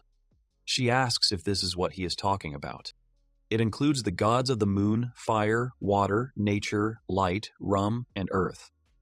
Yoshio thinks that they have some kind of world view. He thinks it's important, so he decides to write this information down. Rhoda says that Carol is a good girl. She remembers everything well. Carol asks, "There are so many gods. Why then are there only 7 of them? And there are 12 months in a year, so there are 5 gods missing." Rhoda says that she is well informed. He tells that originally the 7 gods were responsible only for the week. Yoshio understands this, so the 5 days of the week in their world exist according to this system. Rhodey says that the gods, who took turns replacing each other every day, are the most revered and are considered the most important in this world. These gods had many smaller gods under them. The god of fate, who watches over them, is one of them. Yoshio realizes that he is one of the gods who obeys one of the 7.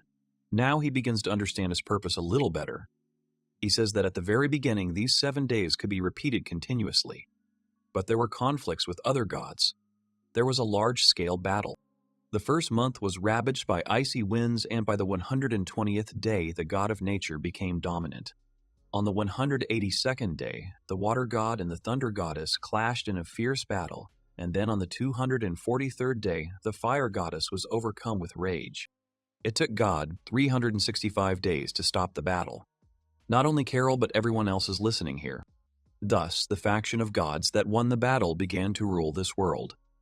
These gods became responsible for the 7 days and the periods when they were successful. They are the 7 main gods. Carol asks worriedly what happened to the gods who lost. Rhodas tensely says that this is a very important part of the legend. He says that those gods who lost were recognized as evil gods and driven into the depths of the earth. Even now they continue to accumulate their power, and once a month they try to reappear in this world and lend their power to monsters. And all this happens on the last day of the month, which is called the temptation of the evil gods. Than says, therefore it is dangerous to go outside on the last day of the month, since on this day the power of monsters increases, making them ferocious. Yoshio realizes that's why everyone is so tense. Because of the upcoming event of the temptation of the evil gods, they were on guard. If he checks the calendar in the cave, it looks like the number of days matches the number in their world's calendar. Today is November 20th. November has 30 days, which means there are 10 days left. Night is falling. Yoshio sits at the computer and says that with the amount of fate points he has now, he will hardly be able to protect the settlers in any way. He looks at his watch and says that it is already so late, but he notices Rhodas sitting alone at the table and thinking about something with anxiety. Yoshio is surprised because it is rare to see him up at such a late hour. He sees Leela approaching Rhodas and addressing him lovingly. She is dressed in her night clothes and asks him what is wrong.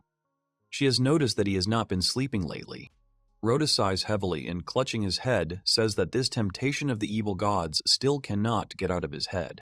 He says they were lucky no one touched them at the time, but considering the possibility of an attack by monsters of the same caliber, he begins to say in a trembling voice that he can't stop worrying that this time he might lose his family. Leela hugs him worriedly and calls him darling, unable to find other words. Yoshio sees all this. Yoshio himself is tense, sweat pouring down his face, and wonders what happened on the previous day of the temptation of the evil spirits to make Rhodas so worried. Rhodas and Leela sit at the table in despair. A picture opens before them, that is, memories of the day when the houses in the village were destroyed by a huge fire.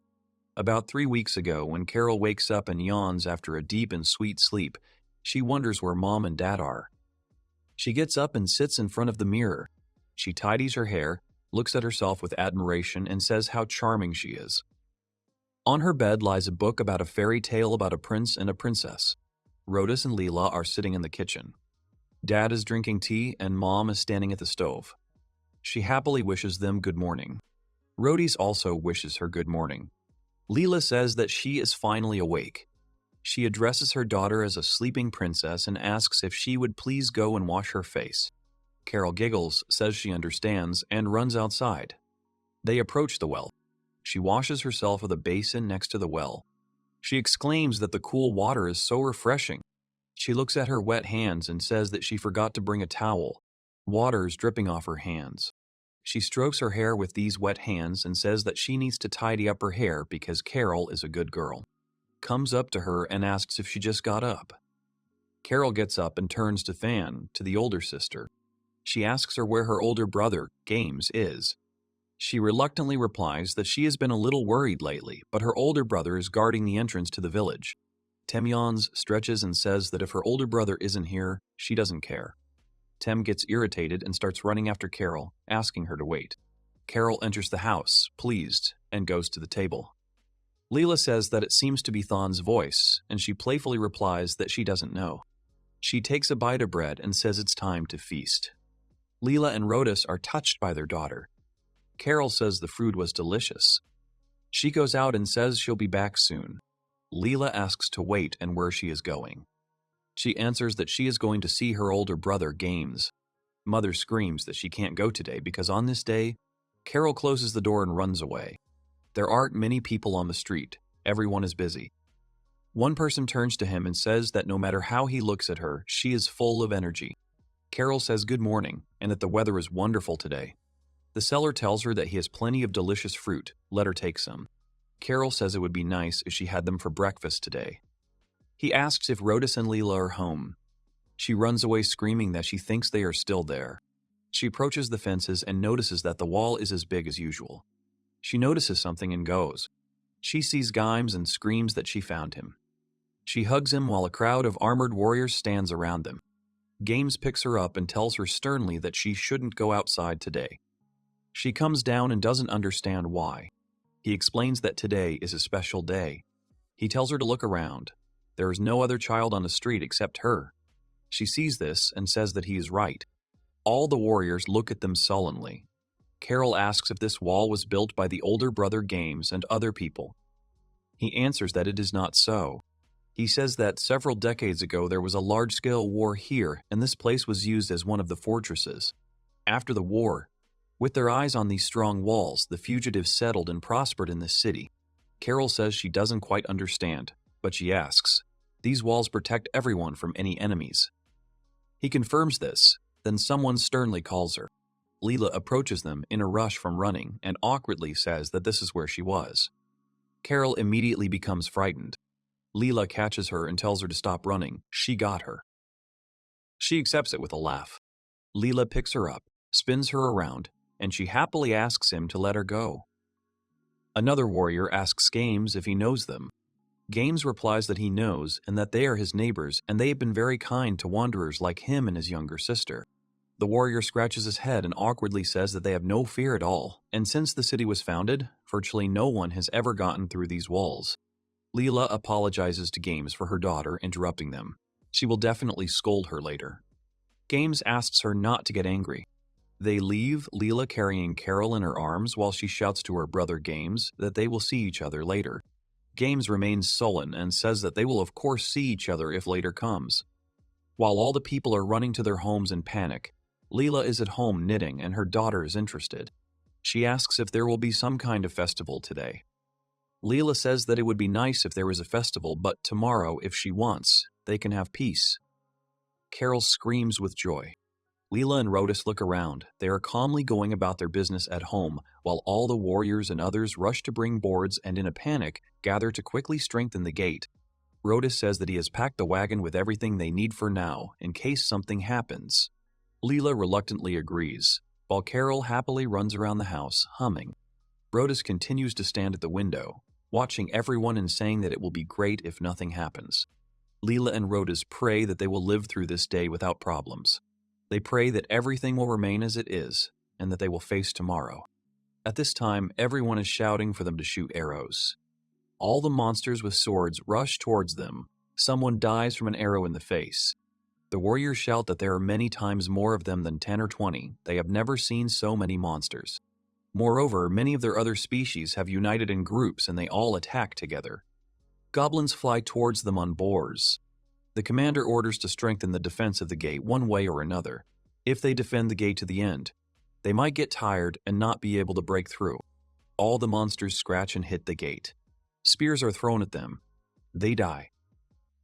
The spears are thrown by the brave Games, standing right on the edge of the fence, holding a pile of arrows in one hand. Someone shouts at everyone to follow Games' orders. No matter what happens, they must not let these monsters into the city. Suddenly, while everyone is shooting bows and throwing spears, another monster appears behind these monsters. This monster is huge in size, picks up other small ones and throws them right into the city over the wall. The monster kicks one of the warriors, who falls back, and the monster itself with him. Gams watches in horror, and at this time the other monsters appear next to him. Many monsters are already inside the city. The warrior shouts that this cannot be. They are already being attacked from behind. The monsters fight one-on-one with the warriors. The evil sides win.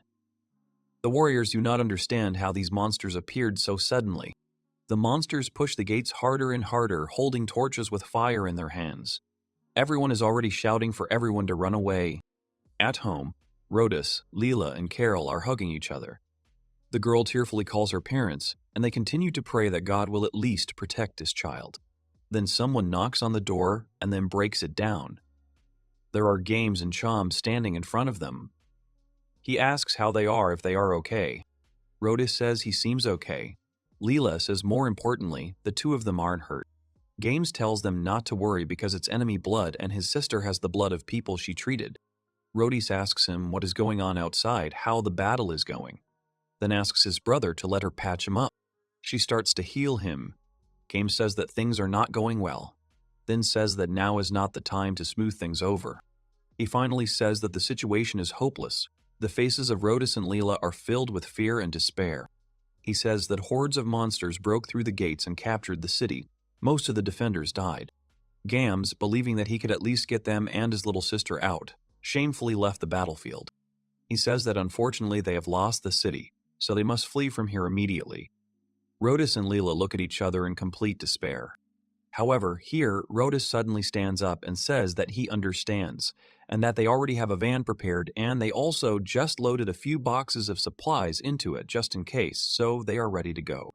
They all get out. Games stands guard with his sword while everyone gets into the wagon. Leela lifts Carol up to Cham, who is already inside, while Rhodus harnesses the horse.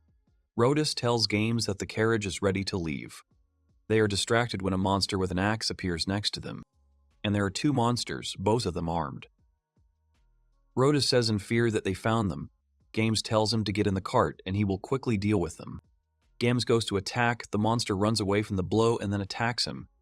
Games dodges, and when the monster turns its back to him, he cuts it. Games shouts to Rhodes that they need to go already. She takes the front seat to Rhodes. They gallop at high speed along the city street. Inside the cart, there are girls sitting. The mother is hugging her child. Carol is pressed against her mother, and Kem is sitting and continuing to pray. Games shouts that the gates are not working. A section of the wall in the northwest of the city was destroyed. They can try to slip through there. Rhodus agrees with him, looks ahead and freezes in horror. He sees burning houses, monsters killing people, someone feeding on a corpse, and all the barely alive people asking for help. Rhodus wants to puke. Here, a monster on a boar appears in the side. Games pushes it away from himself and then shows Rhodus to direct the cart into the destroyed wall. They leave the city. The whole city is burning. The monsters are rejoicing. Even the book about the prince and princess lying on the bed is succumbing to the fire. They continue driving late into the night. Carol falls asleep on her mother's lap, and Cham continues to pray. Complete silence. Carol asks to tell her mother if they can ever go home. She turns to them with a surprised face, like her mother's. Leela replies that they probably won't be able to, but there are many discoveries ahead. This information pleases Carol, and Rhodus listens to all of this, which tells them that without a doubt, they survived because they are under divine protection. They are guided by the god of destiny himself. Here, Ezio is interrupted because someone tells him that a package has arrived. Ezio goes out. The courier asks for a signature or a stamp. Ezio prefers a signature. Men are training near the fence. Games tells Rhodes that such a lunge will not even hurt the monster. He calmly accepts the comments and criticism and then continues to work, holding the spear in his hands. Games looks at him carefully. Meanwhile, Yoshio watches them both. Rhodus exhales and can barely stand on his feet. Games tells him that he doesn't think fighting is his thing. Games tells him to leave the front lines to him and Moas, and when the time comes, let him help them cover the rear. Rhodus stands up in despair and says that he thought the more people there were, the better. But it seems he doesn't belong here. He apologizes for wasting his time, and Games says it's okay.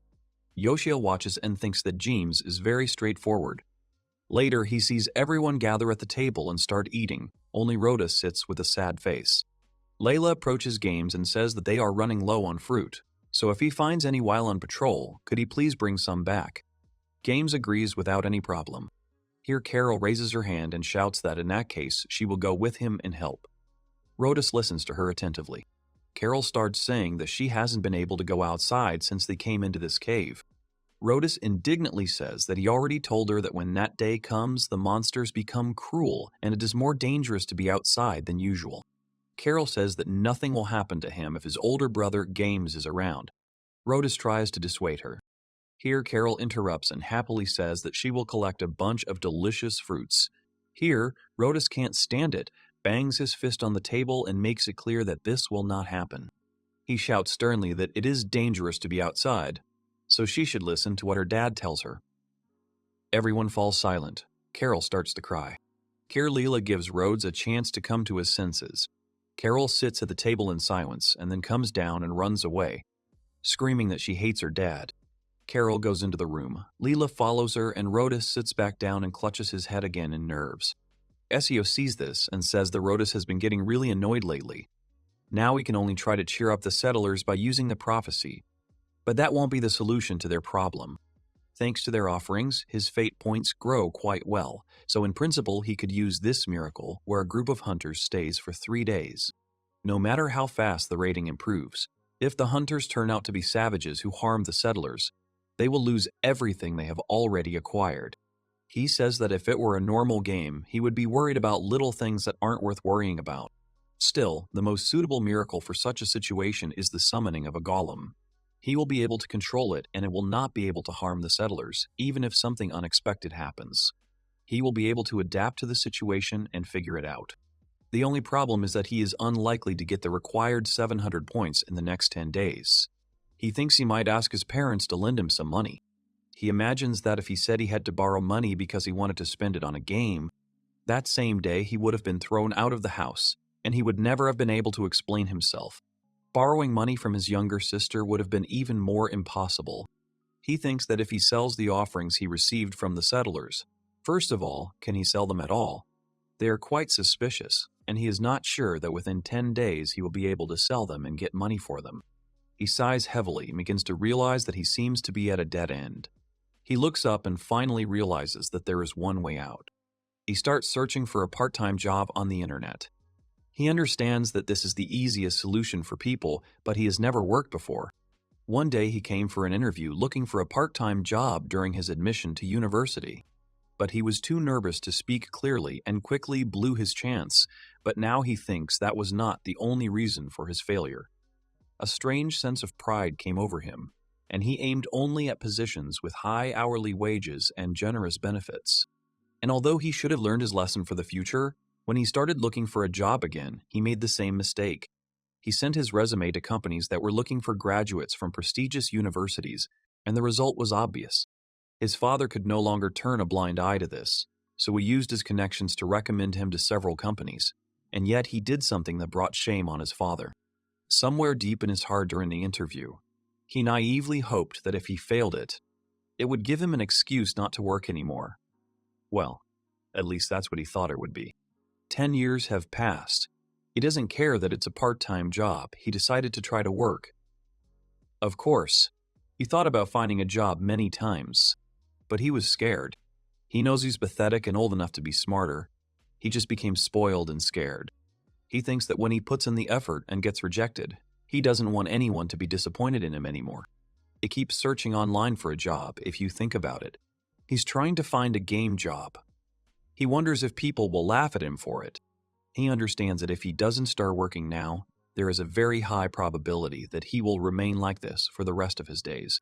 He says that if he can't help the settlers this way, he'll start building the house from the roof up. It would be great to find a job that ends this month so he can do it. Temporary employment in stores takes 6 months or at least several months, and since he's never really interacted with people outside of his family, dealing with customers is an incredibly difficult hurdle.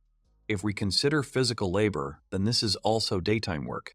But will he be able to work where force must be used? He begins to realize that there are almost no places nearby where he can earn some temporary work. If he had a license to drive a car or a motorcycle, he would have more options. He thinks it's a side effect of the fact that he didn't do anything, even for something like this. He looks at the screen. While Carol is sweeping, her father approaches her and wants to tell her what happened. But Carol ruthlessly turns away and leaves. Leela comforts her husband, who is overcome with sadness, and suggests that he leave her alone for now. Yoshio looks on worriedly, then puts on his jacket and asks them to just wait, and then he will become useful to everyone.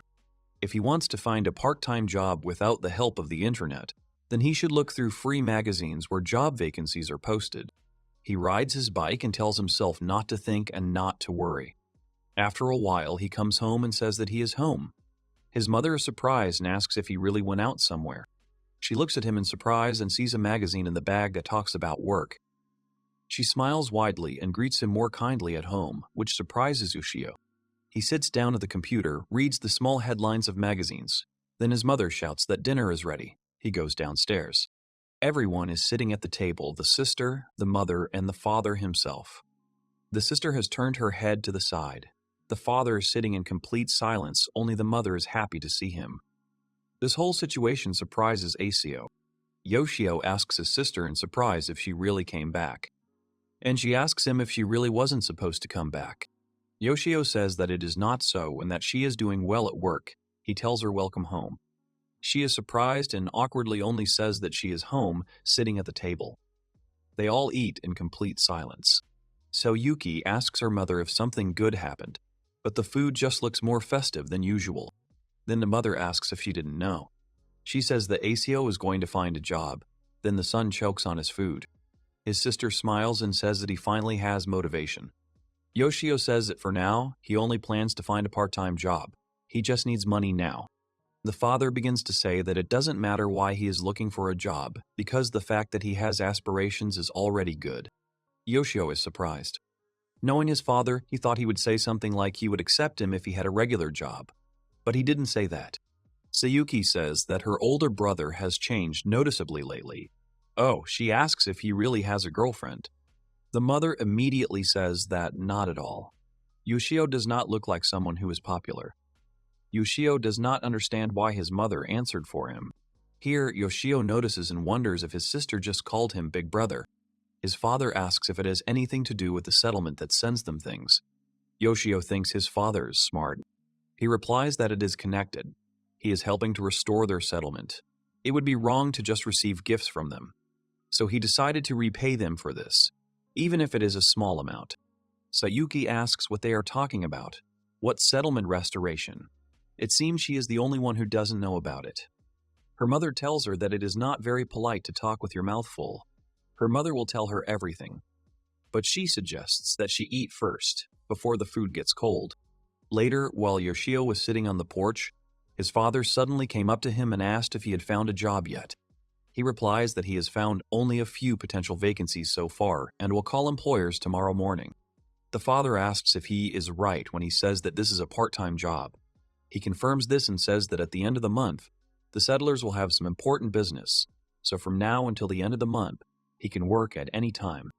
The father, surprised, repeats his words about today and says that this is despite the fact that before this he always lost all patience and said that he would do it tomorrow. Asio himself thought the same when he said this to himself. The father asks if there are any other requirements. He says he wants to work hard, but he doesn't think he can handle customer service, so he'll probably work somewhere that requires physical exertion. He immediately says that it's not that he considers physical labor to be something frivolous, it's just that it's the only suitable job he could find in the current situation.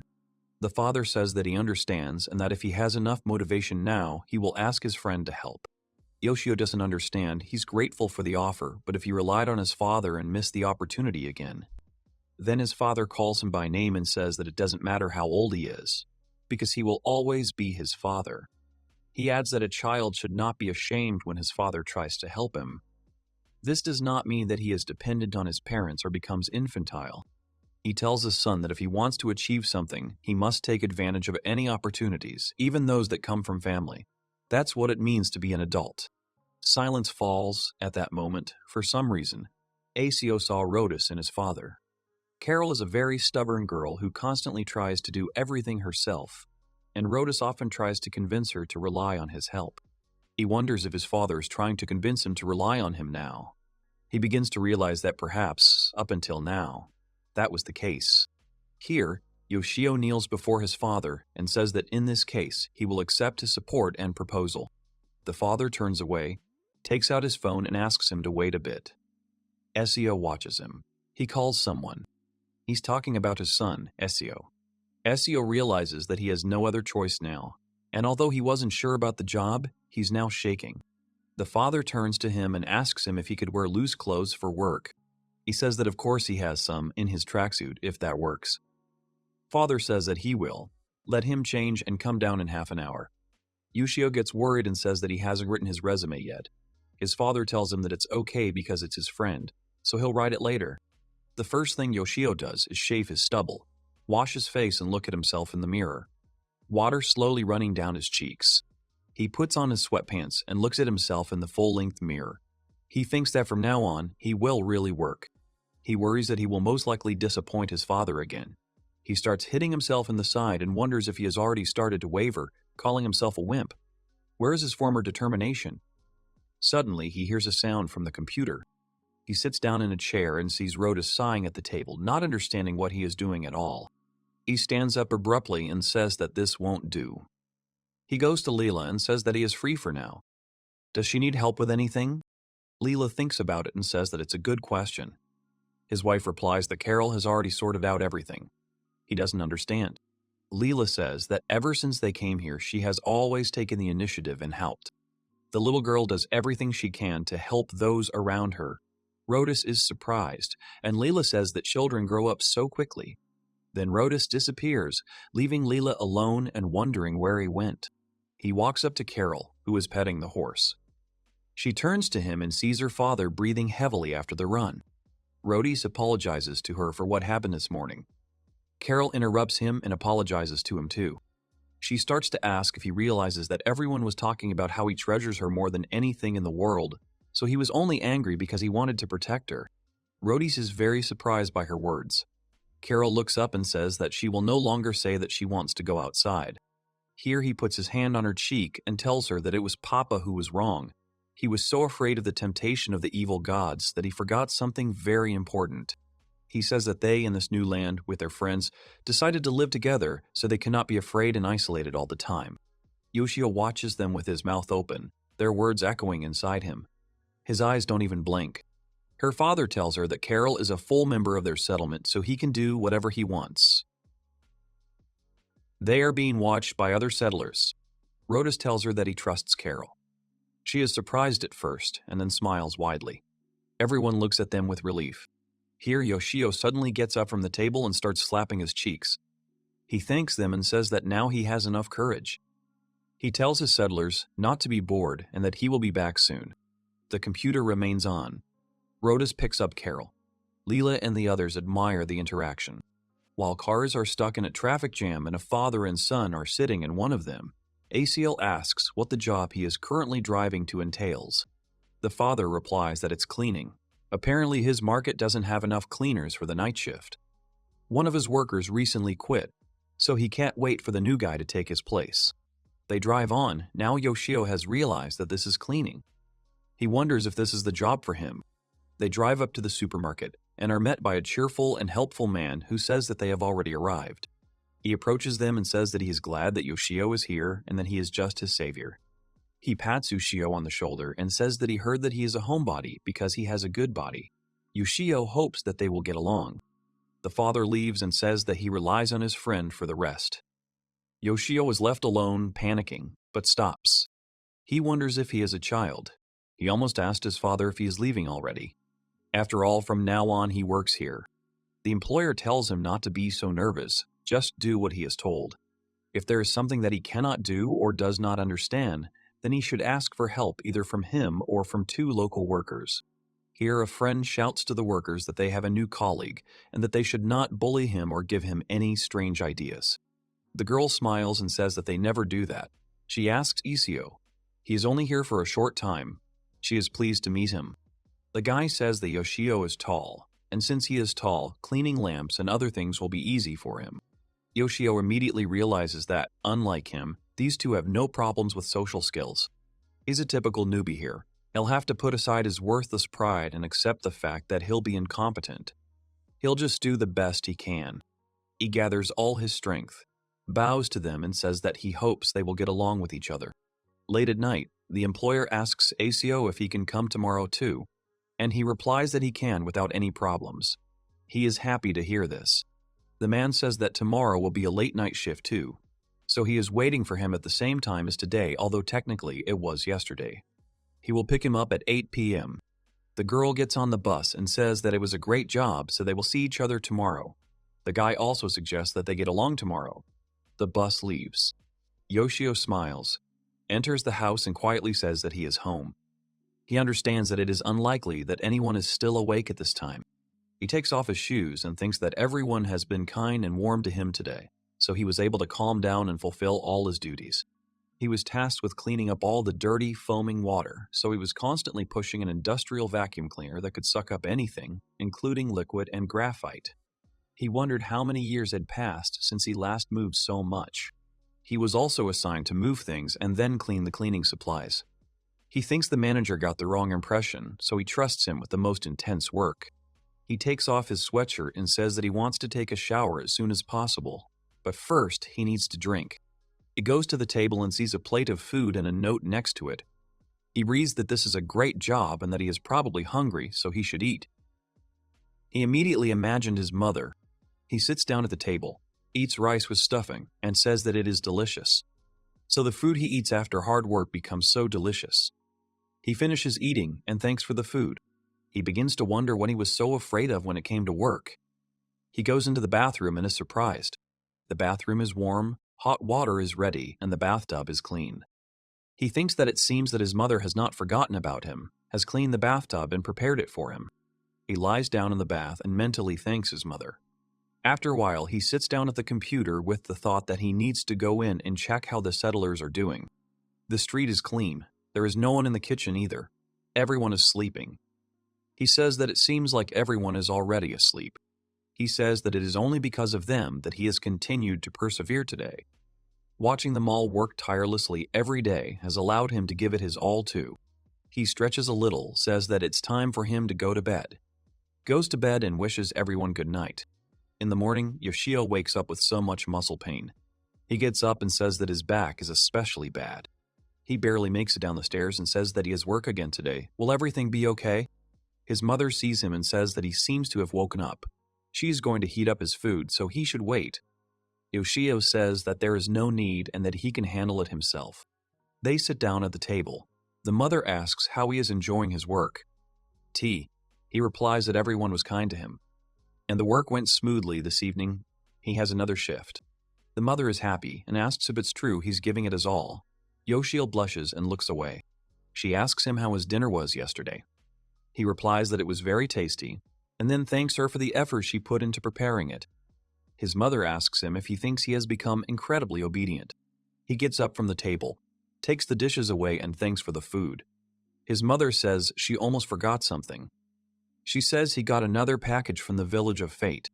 He holds a small box in his hands and says that judging by the size of the package, it came from Carol. He opens it and sees a bunch of little things. Yoshio realizes that she put so much effort into sending this. The villagers believe that they can only bring him offerings once a day, but this is not true. In fact, they can bring up to 2 offerings a day. But Carol imitates the adults every day and sends him things at random, so the number of offerings from the settlers per day is effectively reduced to 1. Carol sends him stones of various shapes collected from the riverbank, small white flowers, and even shiny Dorodango mud balls. Lately, copying the statue of the god of fate that Games carved out of wood, small palm-sized figures that Carol carves out of blocks of wood and puts all her effort into it regularly come to him from her. Quantity leads to quality, so he looks forward to what she does.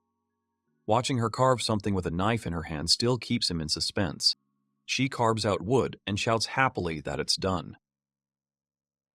Yoshio smiles at the thought that it seems like he made something new today too. Mullis is sitting at the table just looking at the papers, then Carol comes up and calls him. He turns to her, frightened. He leans over and asks what's the matter. She holds out the figure and asks what he sees in it. Mullis looks at it carefully, remembers the altar, and asks if this is really the god of destiny. She joyfully shouts that it is true. Yoshio puts the rocks on the shelf of the closet. To others, they look like useless junk, but to him and Carol, they are very valuable. On his shelf are all of her figurines. Well, they are sent to him from the game world, so he is not sure whether they are handmade by some employees of the game company or by the girl herself. Yoshio looks at his shelf and in response to his thoughts, says that although he knows for sure that it is impossible, yet somewhere inside him there's a guy who wants to continue to believe that these offerings were sent to Carol, no matter how ridiculous it seems to others. He yawns, lies down in bed, and says that he just needs to get some sleep. It'd be great if the muscle pain would subside even a little. He reflects before going to bed that he never realized that his mother would be so happy to see him working, and he is grateful that he can earn money by helping others. The employer tells Yoshio that, as far as he can see, he has already settled in. T awkwardly answers that, probably. He says that this is how it is, and there is no need to be so tense. He adds that, nevertheless, it is impossible to get used to everything in just 2 days. He laughs nervously and agrees with him. The man says that he sees that his staff is made up of good people. He points to the guy and says that he may seem pompous, but he is actually a hard worker. Of course, that's what Yoshio thought of him at first. He gave him the impression of being a pompous worker, as his manager said, but he is serious when he works and does his job quickly and skillfully. You can't judge a book by its cover. The manager says that the most important thing in work is to be diligent. This is the decisive factor because if he remembers this, then he is a good worker. Yoshio thanks him. T says what a lively guy he is and that it's good.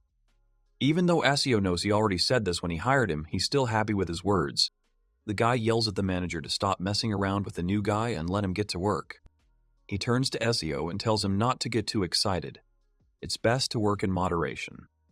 The girl turns to the manager and says that if he's going to relax, he should increase their salaries and decrease his own. The manager sincerely apologizes and then remembers that he is the one who decides how much they get paid. Yoshio washes all this and says that this job is pretty good. He can probably give it his all here. He is so glad that this is the first place where he works. Yoshio is dropped off at his home, told that everyone did a good job. The manager waves to him before driving away. He enters the house thinking that there is a week left before the temptation of the evil gods. He will have to motivate himself for the sake of the villagers. He sits down at the computer. He says he has less time to log into the game, so he needs to look through his dialogue history for the day. He watches the dialogue between Chom and Games during lunch. Chom approaches his brother and asks if he is tired. Why doesn't he take a short break? Carol immediately appears and suggests that Games take a nap. It's so warm and nice outside today, just wonderful weather. Then indignantly says that now she is talking to her older brother, so he shouldn't worry. Carol says that her older brother Games wants to sleep with her. Games listens tiredly to their arguments.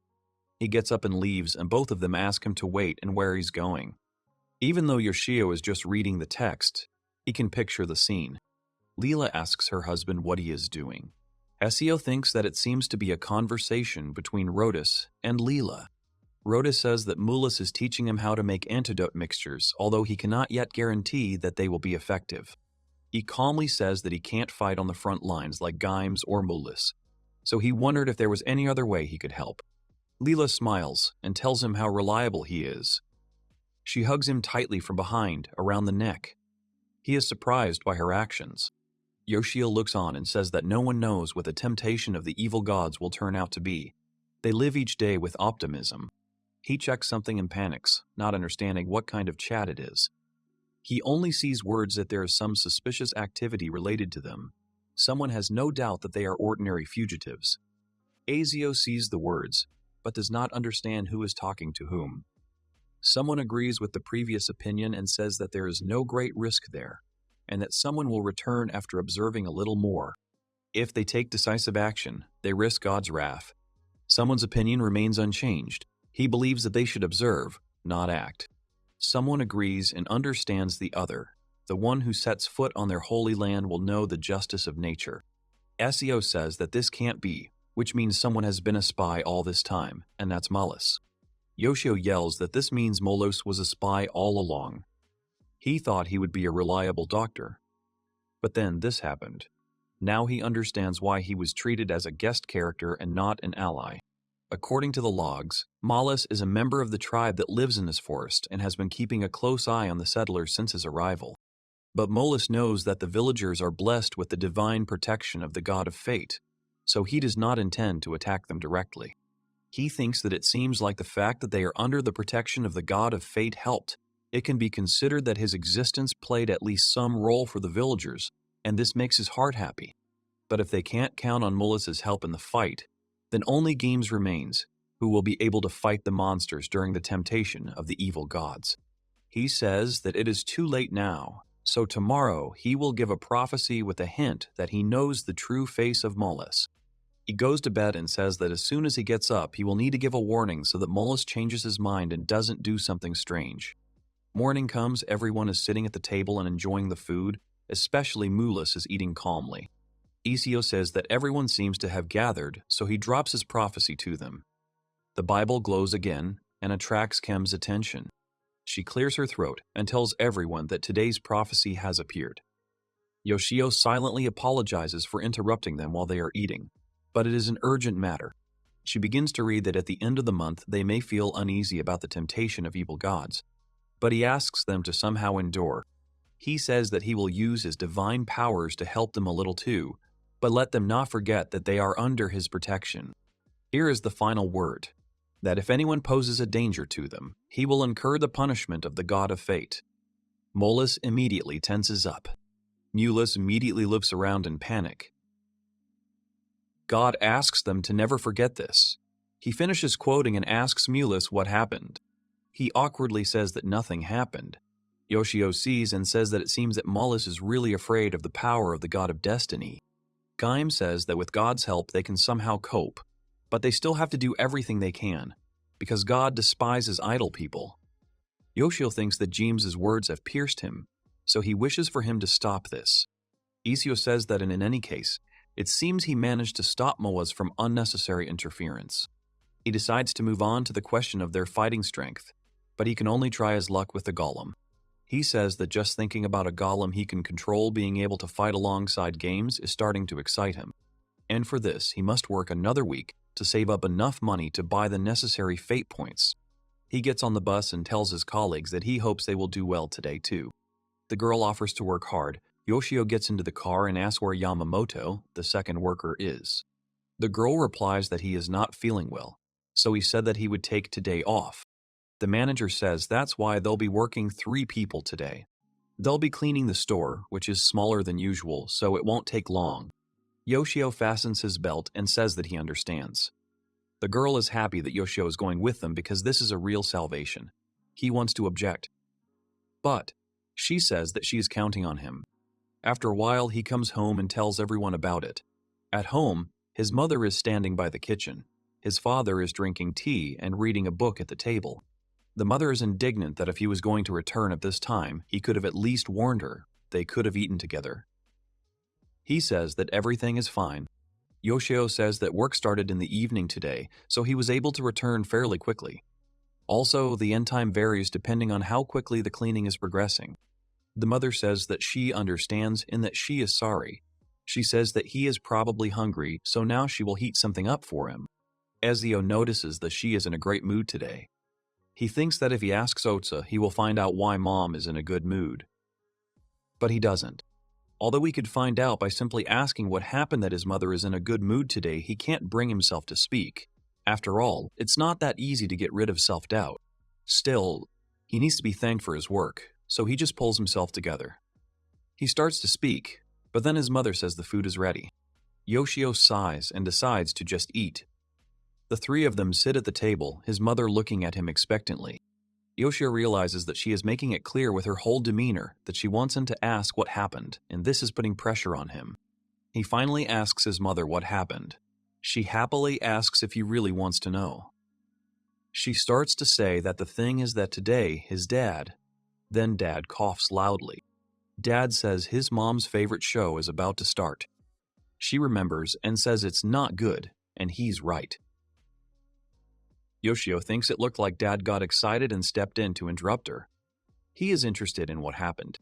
Later, he sits down at the computer, drinks water, and says that the work didn't seem to last long. But he's completely thrown off track. When he heard from his boss that he was counting on him, he must have been overly excited. If he were to fall onto his futon now, he would probably fall asleep instantly. But he needed to at least check on the settlers once. He sees that at this time Carol is already asleep, and it seems that Games and Kem will soon go to bed. He sees Rhodus and Leela standing in the kitchen, hugging. Yoshio thinks that they are still young, so he will leave them alone. He looks at Molus, who was just lying on the bed. Yoshio thought he would abandon the settlers and disappear, but he stayed in the cave. He wonders what he's thinking. Maybe he's planning to watch and see if the settlers leave before the temptation of the evil gods begins. Another factor is that the settlers feel more confident when they are around Molus. He can't drive him away yet, he will just keep a close eye on him. He yawns and says that it's bad because it's been a long time since he's been nodding off while doing anything. He decides to go to bed too. However, he notices something. He sees at the gate to the cave a hieroglyph meaning reality, squared. He thinks, that last time when he clicked on the window where it said dream, Games' dream appeared on the screen. Apparently this is another secret element of the game, like that time. He's too tired, so he'll see what it is and then go straight to bed. He clicks on the hieroglyph. He sees the same picture as expected. The picture on the screen has not changed, but then he notices something.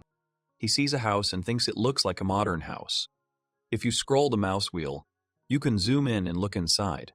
He sees all the rooms. He says in horror that the layout of the room looks familiar, and not just familiar, no matter how you look at it. This is his house. He says his brain can't process it.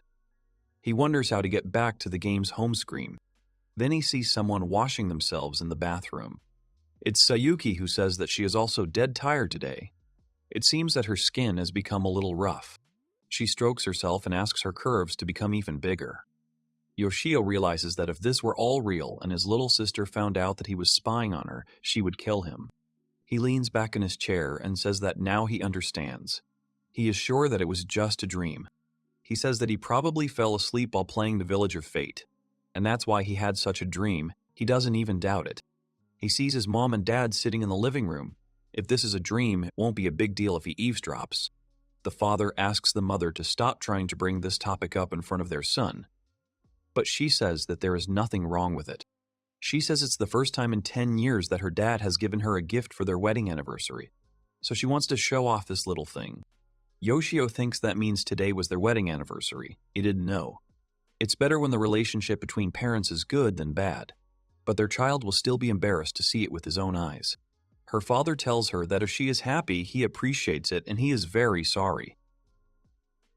He has been distant for the last 10 years. His mother asks, hasn't he stopped smiling since that day? She asks, is his worry connected with Yoshio? His father answers after a pause that it is. Yoshio freezes. Even if this is a dream, his heart pierced hearing something like this from his father. Looking back, before he became unemployed, he was a much calmer person. He recalls that he was still not very talkative, but he always put in his best effort in everything he did. And once, during a relay race at an athletic competition, he got so carried away that he even pulled a muscle. Whenever he was pondering over some academic question and could not figure it out, his father would explain the material to him in an easily understandable manner. Whenever he cried because his mother was angry with him, he would secretly treat him to ice cream. He stayed with him until he stopped crying. Yoshio doesn't understand why he completely forgot these precious moments and remembered them only now. He always thought his father was strict and somewhat callous, or perhaps that was just his impression. He didn't want to admit his guilt in the fact that the relationships in his family had deteriorated, so at some point, he unknowingly changed his memories to ennoble himself. Even though he still did nothing in life, these prejudiced memories were buried deep in his heart. He listens to their conversation further. His mother says that now that Yoshio has found a job, he seems somehow more cheerful. The father agrees and says it's such a relief. Since that day, he's always wanted to apologize to Yoshio. Yoshio doesn't understand whether his father really wants to apologize to him. But why? He should apologize for a bunch of his actions. His dad shouldn't apologize to him at all, in his opinion. The mother asks if he means that conflict. T says that this is true and that he will never forget what he said that day. He remembers and says that he yelled at Yoshio that he wasn't trying hard enough. Anyone can find a job if they're serious. Yoshio remembers and thinks that these words certainly shocked him because he thought he was quite serious. Mother says that after all, during his university years, everyone thought of Dad as a guy who was always relaxed, a civilian or a party animal. She tells her husband that he did nothing at school and miraculously graduated. Yoshio thinks that this is the complete opposite of his stubborn father, even if it is a dream. Some strange plot it has. Father says that if the man of that time had not stayed in the past, he would have probably ended up even worse than Yoshio. At the time, the job situation was favorable, and it was the era when companies begged him to work for them. Yoshio was a more diligent student than he was, and did his best to find work, while he, the father, who was always tormented by foolishness, overlooked his own shortcomings and admonished him, although he had no right to say such things. He begins to tremble. He says that he tried to be a father and yet thought that he lived honestly, bearing a great responsibility that is beyond his strength. He clasps his hands and says that he just got the impression that he did everything right, and he got it without any regret about his past. He thinks that he is an incredibly terrible person. He says that he never really studied. He was told that he could not become a real man if he did not study. He could not stand his mother, who forced him to study. So he decided not to bother the children about their studies. He thought he would remember it. He says that, in the end, he was no different from that woman. Yoshio has a thought that this is not true. Yoshio starts crying and says that he's wrong. Even if he really was like that when he was in school, he was someone he looked up to. The reason he was serious in the past was because he was desperate to catch up with his hard-working father who gave his all in everything he did. The mother supports her husband and says that he was wonderful then and now. She asks him why he doesn't take the weight off his shoulders. She says that they are, of course, adults who have older children, but parents are just older people who have a little more experience than their children. When they become parents, it does not mean that they will always do the right thing. The father purses his lips and says that even when he was a child, he thought that adults and parents were people who always did the right thing and deserved respect. The mother says that she thought so too, so she suggests that they are both still growing. She says that just as Yoshio is trying his best to change, they should start changing from now on. Yoshio cries when he hears these words. He sees his parents supporting each other. Although Yoshio knows he is dreaming, he is glad that his parents have the same ideas about adults as he does. In his opinion, his parents are correct and honest. Parents are constantly worried and carry a heavy burden. Thanks to these thoughts, the heart becomes lighter, and his parents experience the same. Morning comes. Yoshio is lying at the computer with his head towards the keyboard, wakes up, looks at the screen and says that he knew it. He gets up, goes downstairs, and thinks that this dream was meant only for him. But he does not regret it. From today on, he feels like he can talk honestly with his parents like he once did. He opens the door and wishes everyone a good morning. His mother smiles at him. His father drinks tea, and his sister eats a sandwich with gusto. November 30th is the day when the temptation of the evil gods comes. Yoshio runs home with all his might along the dark street. He does not understand why and how this happened.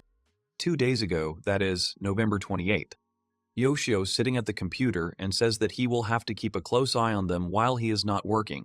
He looks and says that it seems that everyone is tirelessly preparing for the temptation of the evil gods.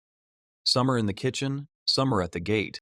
They repaired the fence so that there were no holes, and this newly erected watchtower was built from simple logs tied together. Mulus stands and shoots an arrow from afar into a bush and hits an animal. Yoshio thinks that the tower is perfect for Mulus and his bow. Rhodus turns around, sees this, and thanks Mulus. Mulus remains in the cave for now, but Yoshio wonders when he plans to leave. He can't imagine that he plans to survive the temptation of the evil gods with them, so he will most likely escape during the chaos when the monsters attack. For him, temptation of the evil gods is the first major raid event he will participate in. In a normal game, it would be a tutorial with a reduced difficulty. However, this game Village of Fate is definitely not an ordinary game, and since it is a difficult game, he has no room for error. It is good that they carefully check and strengthen their defense. If he loses this game by pure chance, he can already imagine himself losing his thirst for life and returning to his past. He says that this should not happen.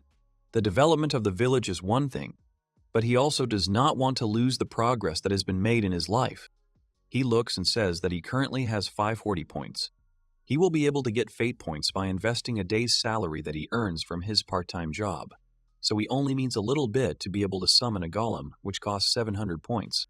If he can do this, he will be a reliable backup for the settlers when Mulus escapes, and most importantly, he can control the golem. He doesn't want to brag, but he's played a ton of different games over the years, and no matter what the controls are, he's pretty confident in his skills. He looks at the calendar, where the 30th is marked with a heart, and says that his work for this month will end late tonight. He says that tomorrow he will prepare for the temptation of the evil gods so that he will be ready. Evening falls, Tham prays at the altar, and Games whites his sword. Carol approaches him. She asks him worriedly if they will be okay no matter what happens. He replies that they have strengthened their defenses, so even if monsters appear, everything will be fine, so he shouldn't worry. She hugs him and tells him that if anything goes wrong, he should protect her. An angry Cham appears from behind. She screams that she is tired of telling her over and over again that he is not her older brother, Minam Cham. Carol gets even more irritated and says that her stepsister scares her. Tham says that in any case they will return to the main question because it is serious. She asks if they can survive all this in their current situation. Rhoda says that they also need to consider what happened to their previous village. There is silence. Mullis looks and then says that he's already mentioned this several times, that the place is called the Forbidden Forest. He explains that there are many different kinds of monsters here, very dangerous ones. He tries to avoid the day of temptation of evil gods. So frankly, in terms of what could happen, he apologizes to them. Then says that it is enough that he agreed to help them, and he really helped them a lot. Mulus falls silent. Yoshio says that he would also consider him a kind and reliable doctor if he didn't know anything about him, but they have no other choice. Games says that even if they decide to leave this place, the wheels of the cart are about to break, they will not have time to repair the carts, and it is impossible to leave the forest on foot. He asks Mulus if he is right. Mula says that if he were alone or with Games, they would be able to get out of the forest. But if the others had gone with them, they would hardly have succeeded. Gams looks at him, then stands up, takes a deep breath. He screams, clenching his fist, that they will somehow hold them back. This is their only chance to survive. He will do everything possible to make sure that they all survive. Rhodis nods to Leela. Carol happily supports him. Mulus sits silently. Yoshio says that Games is really a reliable man. Suddenly, Games approaches Mulus, bows, places his hand on his heart, and thanks him for everything he has done. He says honestly that part of him would like him to fight them too, but he wouldn't want to drag him into it against his will. Mulus is surprised by his words. Then first Rhodis and Leela bow with a smile. Then Kem, and after her little Carol. Yoshio, I see. So everyone had this feeling that one day, the day would come when Mulus would leave the village. Mulus asks them to raise their heads. The truth is that he had to make the first move. He of course wants to help everyone. But he also has a family, and someone very important is waiting for him. He planned to leave this place tonight. He will give them some herbs, so let them use them when they see fit. Then Carol comes up to him and asks if he's really going to leave. He strokes her head and says he is very sorry. Carol starts to cry. She takes him by the hands and says that she will miss him. So let him come and play. He promises her this. Yoshio sees and thinks that he couldn't figure out what kind of person he was, but now he thinks that Mulus isn't such a bad guy. He watched them because it was his village's order, but that didn't mean he had to follow that order to the letter. He sighs, stretches, sees the time, and quickly gets dressed because he has to go to work soon. He leaves and says that he will be back soon. Yoshio at work. Here he is pushing this huge vacuum cleaner, which can also suck up dirty liquid. At first it is light, since it is not yet accumulated liquid, but gradually it becomes heavier. His boss uses a cleaning device called a polisher to clean the floor. Misaki collects the liquid and he vacuums it all up, after which Yamamoto mops and waxes the floor. The boss announces a 10-minute break. Yoshio goes to the drink machine. He buys a bottle of drink. Yamamoto comes up to him and asks if he really likes milk tea. He also approaches the machine and says that maybe he should buy himself some warm tea too. Yoshio realizes that Yamamoto is talking to him, so he needs to say something back. Yoshio says that regular tea sounds good too. He thinks to himself that he couldn't come up with a better answer. Yamamoto says that they are of the same generation, so let him take it easy. He takes his drink. Yoshio says that he is older after all. Yamamoto says that it is true it will be difficult to suddenly switch to you. Then he's looking forward to when he will be comfortable communicating with him informally. He says that he will try. Yamamoto says he can't even imagine trying to communicate informally. He looks at his phone, apologizes, and says he's been chatting away too long. Completely forgot to play the free gacha. Yoshio thinks that this guy is a real gamer. He buys different console games, is an aspiring gamer, and visits cyber cafes every week. Yamamoto asks Yoshio if he plays any mobile games. He replies that he doesn't even have a smartphone. He was always at home, so he didn't need one. He says that he understands this, because if you can sit down at the computer at any time, then it's better to use it. After Yamamoto learned that he was sitting at home and not working anywhere, his attitude towards him did not change. He sighs and says that only rare ones fell out again.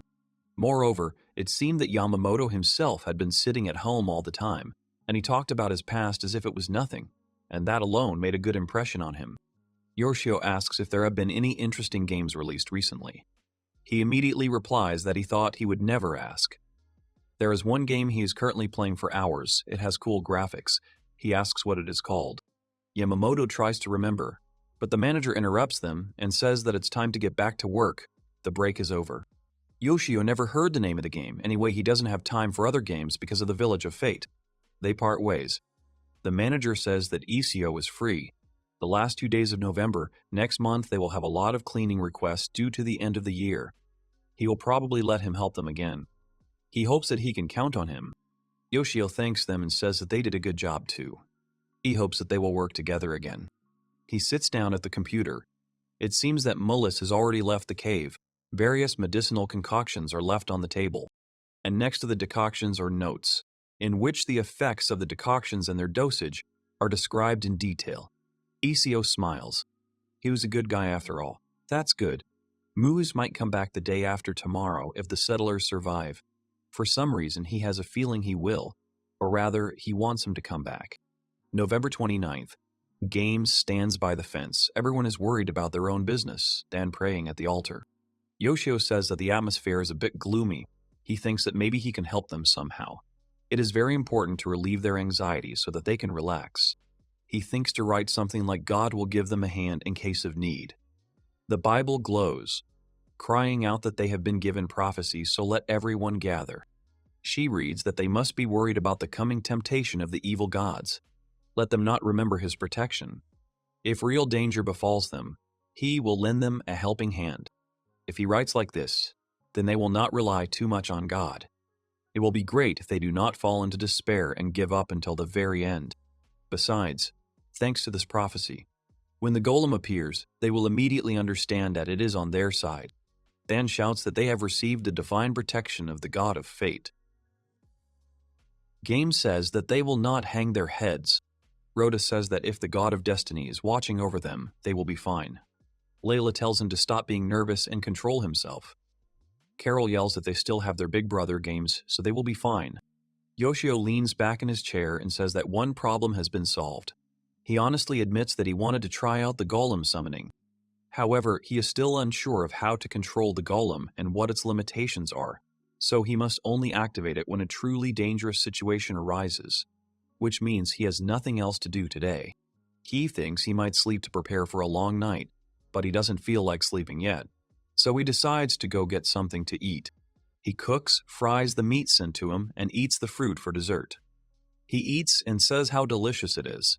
Moreover, since they started eating these scent products, his family's condition has improved dramatically. Someone calls him. He picks up the phone and says he's listening.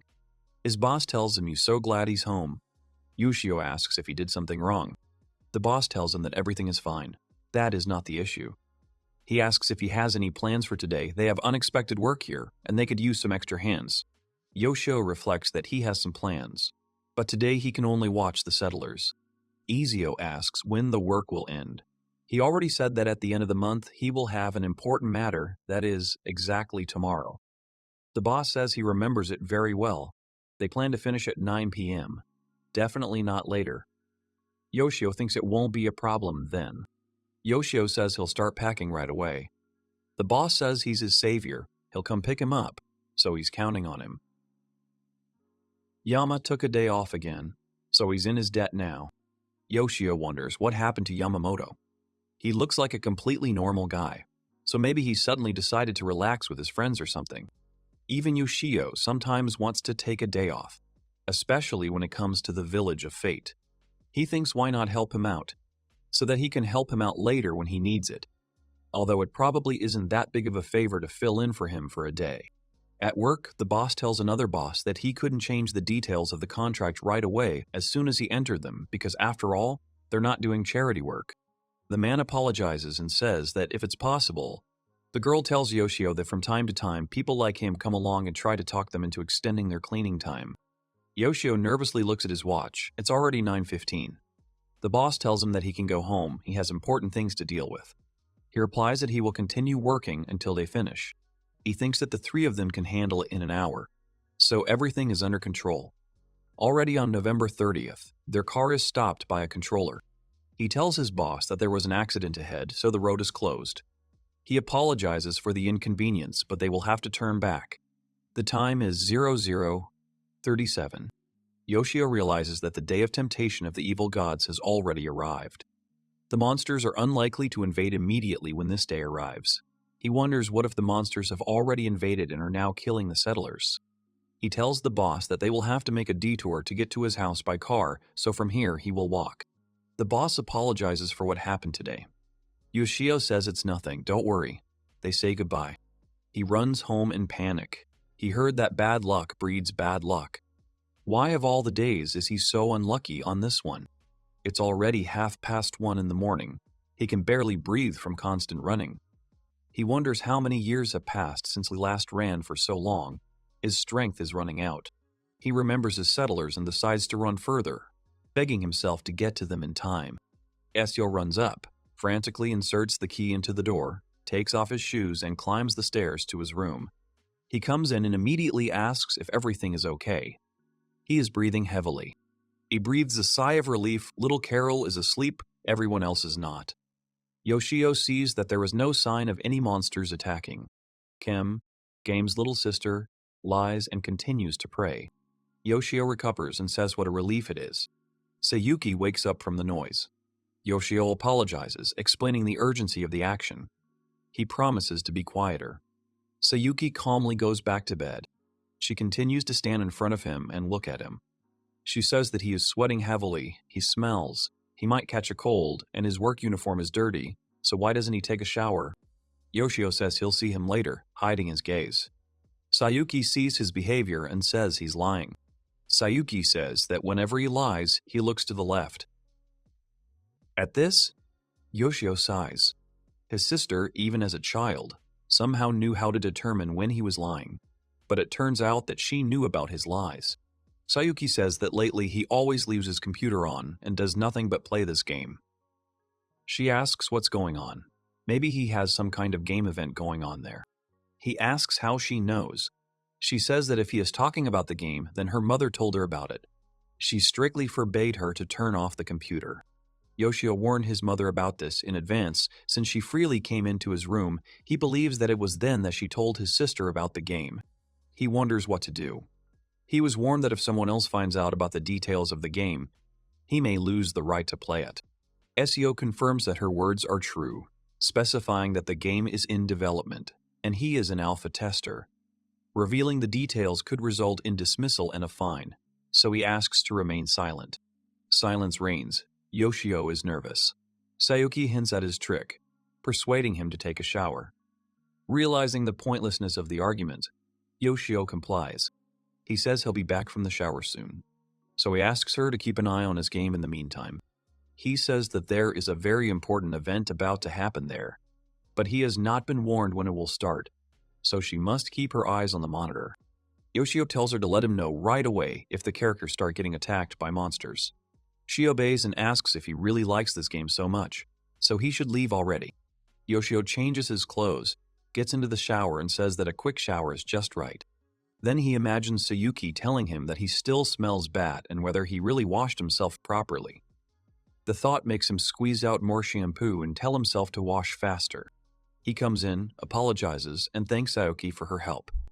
He says the sweat smell is gone, so it's okay. Sayuki says it was a bit fast. He asks if anything happened in the game. She says nothing. Sayuki says that the characters haven't moved an inch, but she still thinks the graphics in this game are incredibly cool, almost like an interactive movie.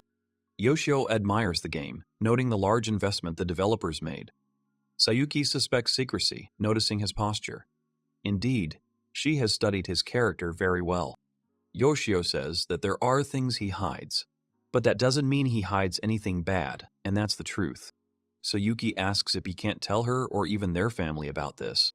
He replies that he can't yet. Sayuki gets up and says that she went to bed then, sternly calling him Big Brother. She leaves, slamming the door. Yoshio reflects that it has been so many years since they last talked to each other for so long. He is glad that their relationship is back on track. He sits down at the computer because now he needs to deal with the settlement and the settlers. He clicks the mouse. He keeps looking and saying that he has searched the entire area, but has not found any traces of monsters. He says that it looks like he didn't have to go home in such a hurry. He's really glad nothing happened. He looks at his watch and says there are 22 hours left, so it's time to give it his all. Morning comes. On his table there are packages of chips and drinks. He yawns, covering his mouth with his hand. He says that when he was unemployed, he could easily stay up all night and feel fine. But after a hard day at work, it's quite tough. It seems that they did not appear to attack at night either. He thinks he can take a nap. He changes his mind. If he goes to sleep and something happens in the game, all the efforts he has put in so far will be in vain. He gets up and says he's sure there was a can of coffee in the fridge, and he'll take a short break. He walks into the kitchen and says, "Good morning." The father sits reading the newspaper. The mother says that he got up so early, although yesterday he returned home late. He replies that he did say that he has an important matter at the end of the month. He needs to talk online with the settlers, so he has to prepare for it. His father asks him if he works hard. He takes a can of coffee from the refrigerator and awkwardly tells his father that he works hard. He comes back into the room and says that nothing has changed. Of course, it would be good if nothing happened, but if that is the case, he starts to think about the game. He says, first of all, isn't it a bit much to be on guard all day? He wonders what the settlers are up to. Rodis approaches Hiro Gimes and says that it is time for a change. He agrees and says that he is counting on him. Hiro Gimes and Rodis are on guard, taking turns to rest. Yoshio is curious about how the girls are doing. He clicks on the kitchen. Little Carol asks when tomorrow is. Leela wonders if they are overdoing it. They and Game's sister sits in front of the altar and prays that they can meet the morning sun together tomorrow. He asks God to support them. Yoshio sees that everyone is so nervous he won't speak for others, but he kind of wants the monsters to come. But at the same time, he wants the day to end peacefully. Time passes, Seo slowly falls asleep. He wakes up in a panic, hits himself in the face and tells himself not to sleep, thinks he could make himself some more coffee. Suddenly he hears some sound and clicks on the forest, because there were some sounds just now. Hiro Games notices something and immediately prepares. An alarm begins to sound. Yoshio shouts that the temptation of the evil gods has begun. Hiro Games takes one spear and looks through a hole in the fence, sees several monsters approaching them. Yoshio thinks, so these guys are coming first, and 5 of them at once. He remembers how the Hiro Games were injured earlier and thinks that perhaps some of them have poisonous fangs. But it seems to him that they will not be able to penetrate so easily. Maybe they will just give up and retreat. They go further away and then run back to the fence. Yoshio realizes that they have decided to run away and jump over the fence. As soon as one of the wolves jumps over the fence, Hiro Games pierces the monster's body with a spear. Blood flows, the monster falls. Yoshio happily says that this is how it should be held, one less. However, the monsters do not leave. Yoshio realizes that they are all going to jump at once. Everyone speeds up. Hiro Games prepares their spears. All 4 wolves jump over the fence. Hiro Games takes aim and kills 2 at once. Yoshio yells worriedly at Hiro Games to watch out. 2 of them broke through. Hiro Games swings his sword. He hits the monster. The last monster remains, which avoids the hero of Games. He takes out the second sword. They stand opposite each other. When the monster attacks, Hiro Games suddenly lies down on the ground and kicks the monster with his foot, so he hits from below and hits the monster, that it flies far away. Yoshio shouts that he is as great as always. He knew he was strong, but he didn't expect him to be this strong. Little Carol and Sham come out. Little Carol says that Big Brother Hero Games is so cool, and Sham, Games' little sister, says that she expected nothing less from her own big brother. Hero Games starts to swear what they are doing here because other monsters might appear, so let them not come so close. Rodis on the tower says that he doesn't see any monsters. It looks like everything will be fine now. Leela yells at her husband not to lean forward so much and not to jump to conclusions. Hero Games sighs heavily. In the end, everyone decided to stick their heads out. Hero Games gets up and says that if that's the case, then he could use their help. Little Carol and Kim, Games' little sister, come up to him happily. Carol is eager to help, calling her sister arrogant. The older sister objects, considering the younger one too small, suggesting that they address the brother directly. Hero Games says he really needs help. He asks if they can help him throw the monsters' corpses over the fence.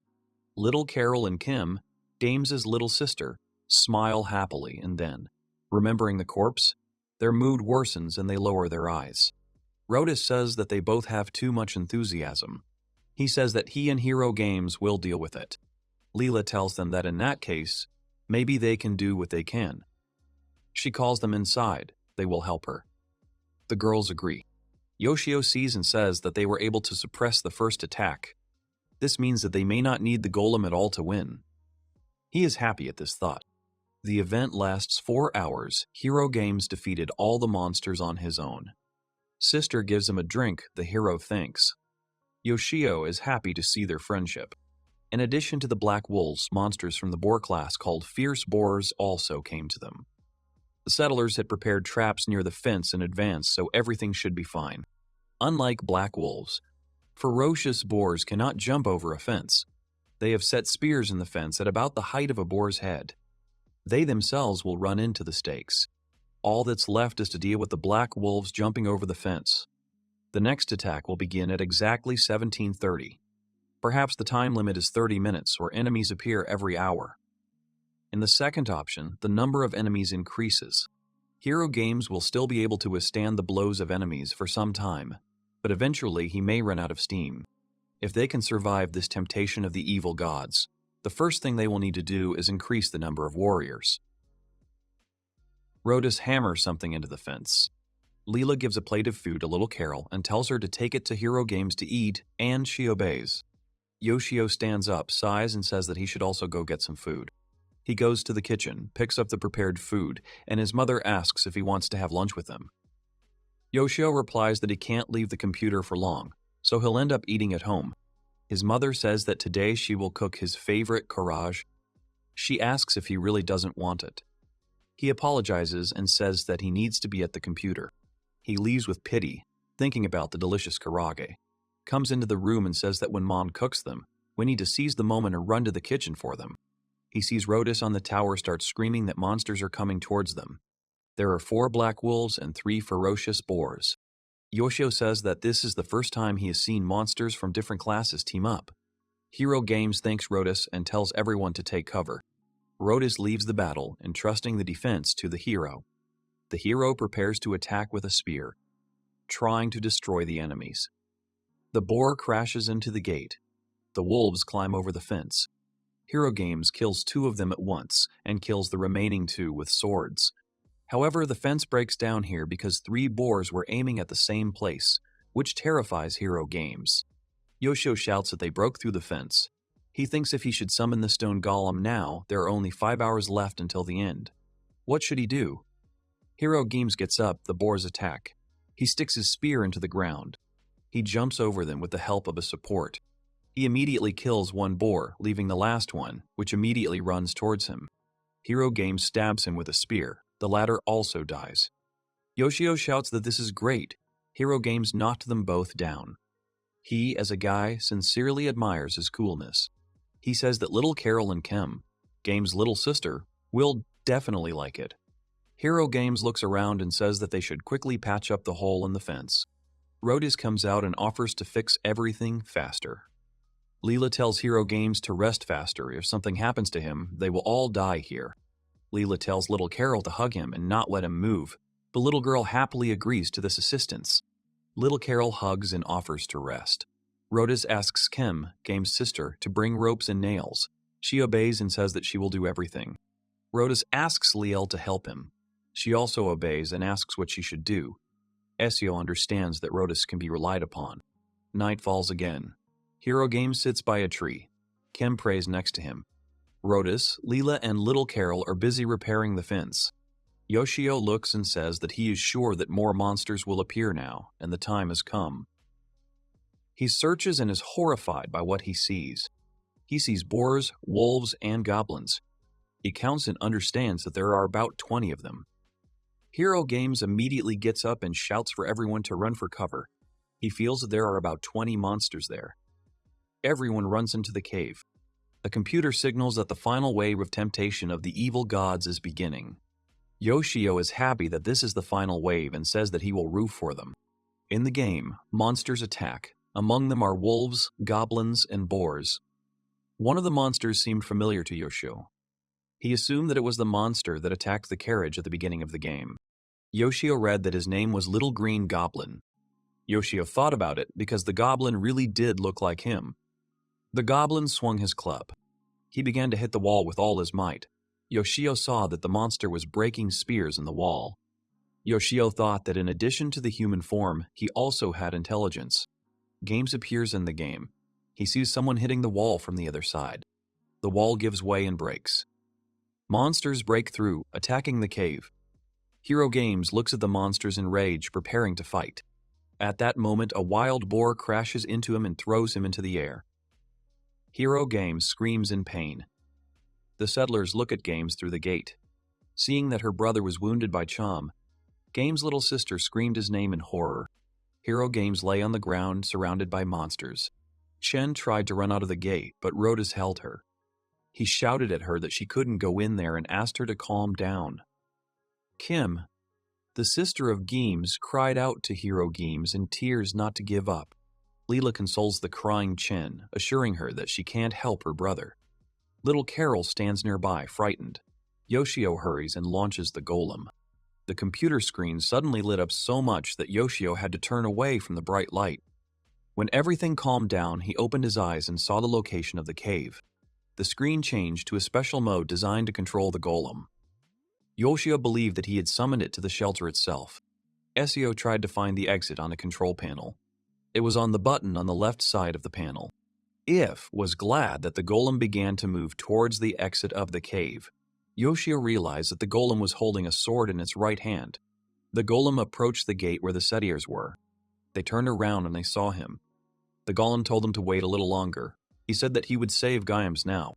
Chen and Rhodus looked at the passing golem in amazement. Chen called him the god of fate. Hero Games fights on the other side of the wall. He said he won't let the monsters pass, even if it costs him his life. A goblin attacks Hero Games from behind. He tries to fight off the monster with the hilt of his sword. A second goblin attacks Hero Games with an axe. He closes his eyes, dodging the blow. Before the monster could strike, someone from the side cut off his arm. A new silhouette of a warrior with a sword in his hands appears in the game. Hero Games looks at the figure in front of him in surprise.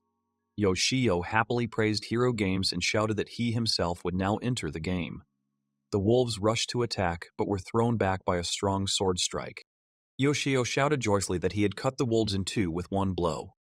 He was pleased with his luck and noted that he had not saved up his points in vain. Watching the battle, he understood how the monsters moved and attacked, so he decided that this battle would be a piece of cake. Yoshio decided that he had gotten used to the controls, but first-person controls weren't as convenient as third-person controls, where you could see your character from the side. He clicked the icon on the computer screen to change the view. Yoshio looked at his player from the side. The golem chopped down the monsters one after another with his sword. Yoshio saw the golem's face. He watched the game and didn't understand what it was. Yoshio plays and says that the golem's appearance is very different from what he imagined. He watches him deal with monsters and says that he thinks he's seen him somewhere before. He remembers everything.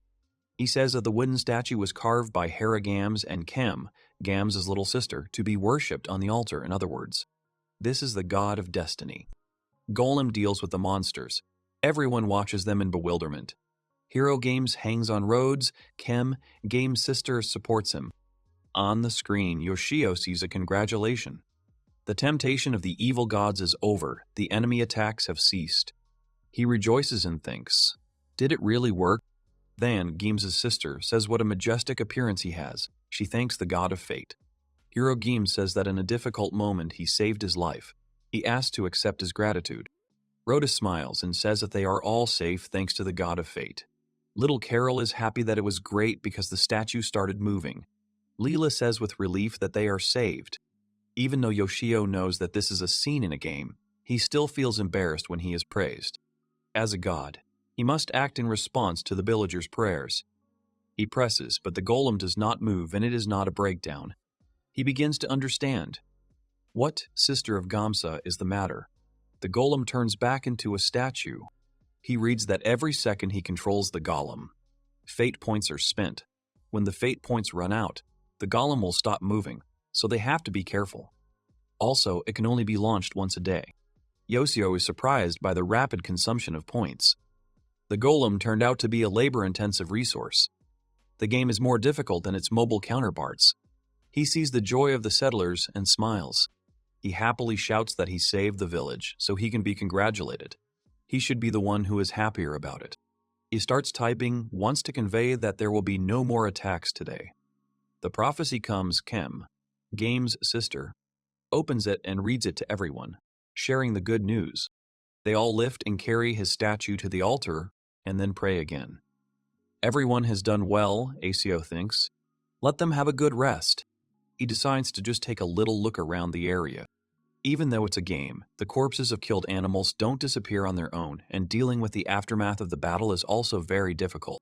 Suddenly he notices an arrow in the body of a dead boar. He understands that they were helped, and it is Mulus.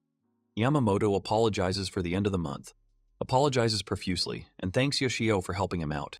He says he had some urgent things to do. Yoshio tells him it's okay. He adds that he also had things to do on the last day of the month, so he couldn't, but it was the day before. He says that's fine then. He asks if he wants anything to drink. At least he'll treat him to something in gratitude. Yoshio thinks that in such cases one should agree and says that he wants hot tea with milk. Yoshio asks him, what is this urgent matter? He awkwardly asks if he will tell his boss. He says he won't tell anyone, thinking he is talking about a date.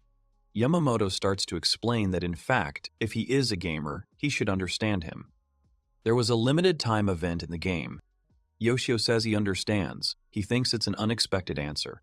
He honestly says he understands this feeling, a rare event. He is glad that he understands, because he was afraid that Yoshio would get angry.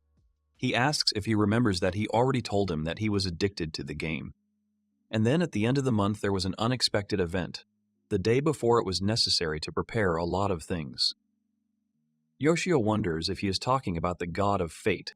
He asks if this game is a city builder or a role-playing game. He says no, and he doesn't play that kind of game.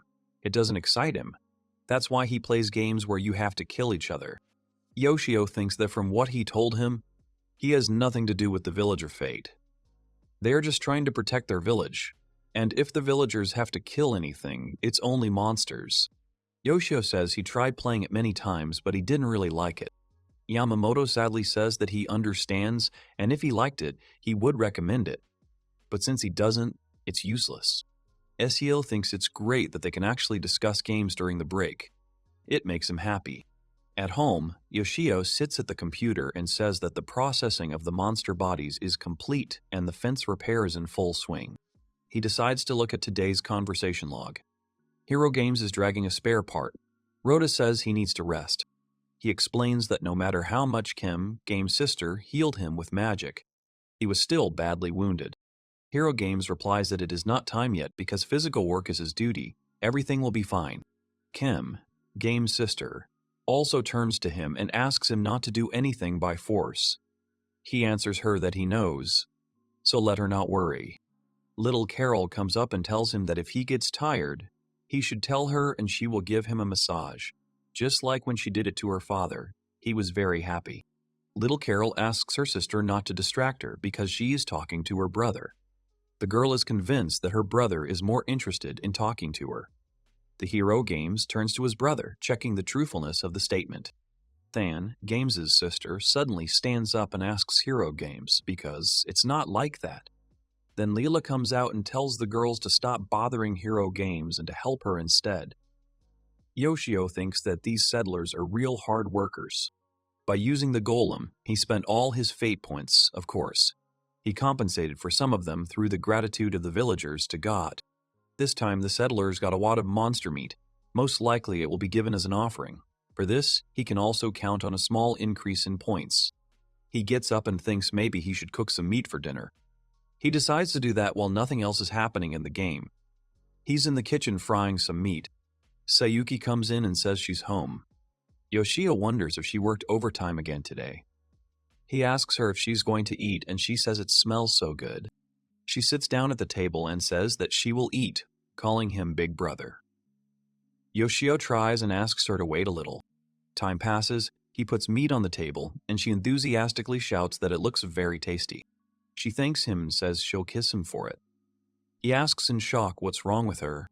He covers his nose because he smells alcohol. He thought something was wrong. She was drunk. Sayuki laughs cutely and playfully at his reaction. They sit down and wish each other bon appetit. Sayuki says that meat is the best food for a tired body. He asks her that she is late again today. Is she feeling okay?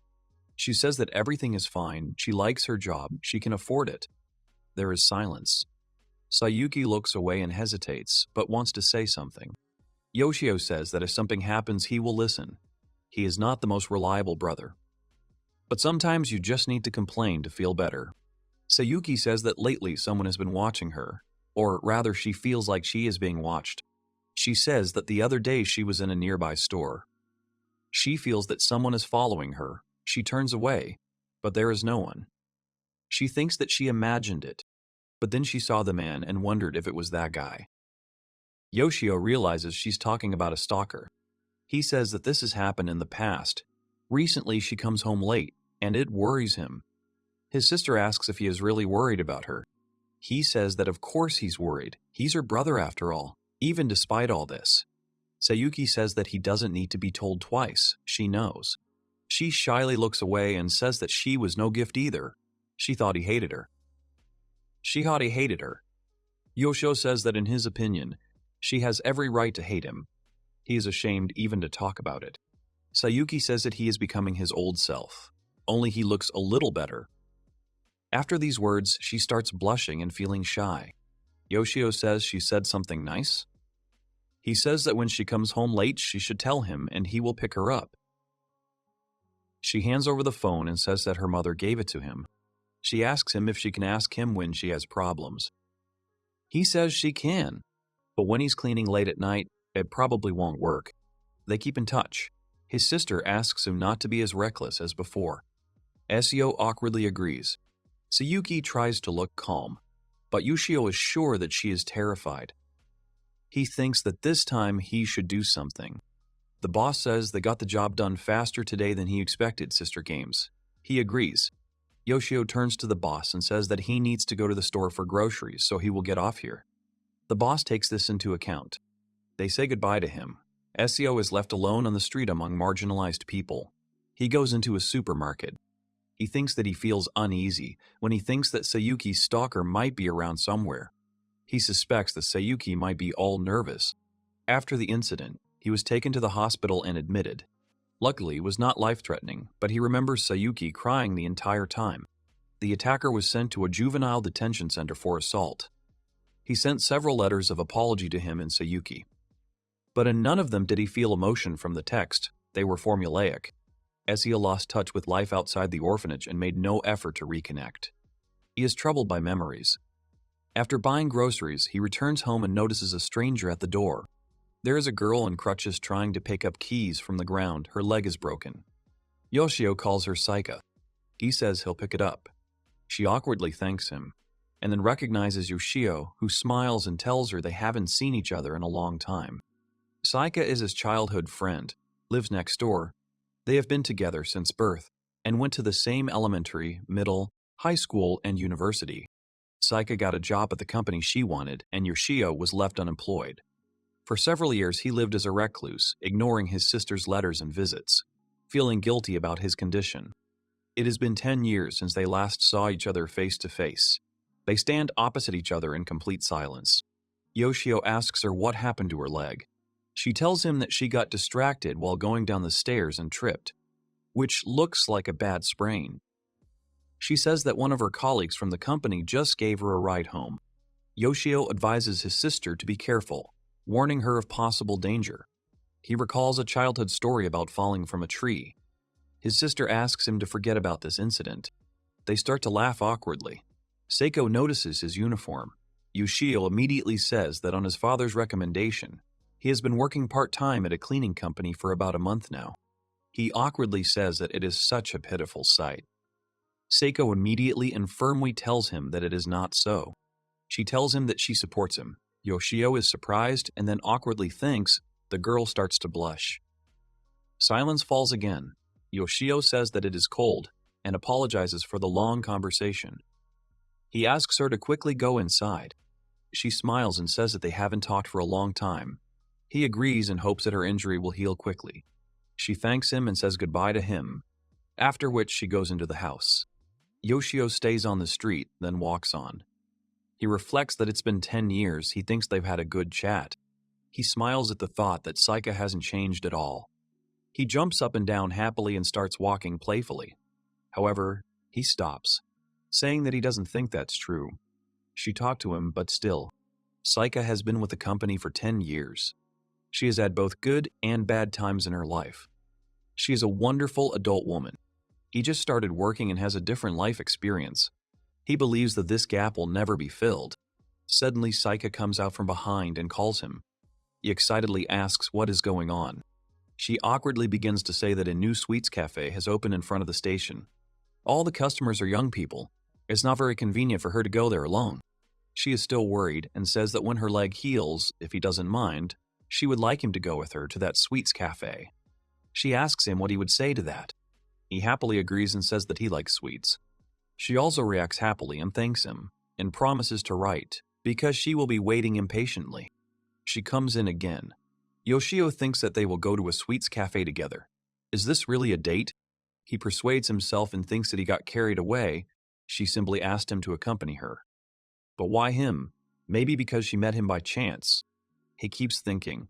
There is still the question of Sayuki's stalker. That's what, little sister of Gamisa, you need to think about, and not be in the clouds.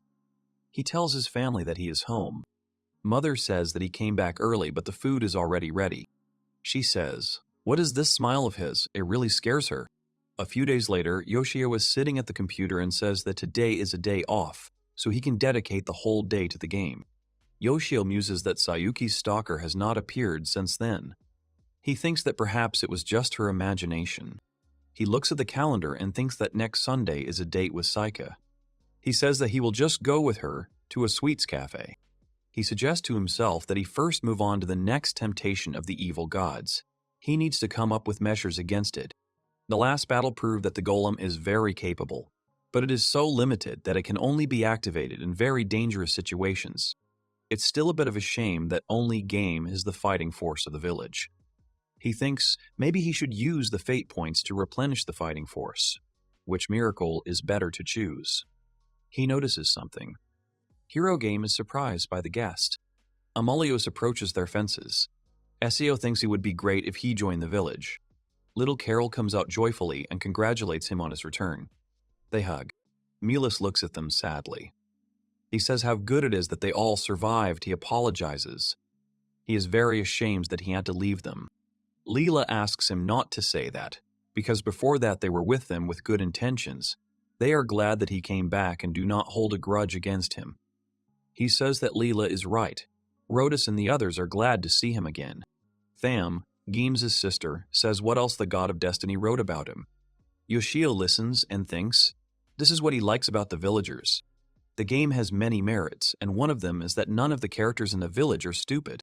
Hero Games thanks him for helping him during the battle. Yoshio thinks that if he noticed it, Hero Games should have.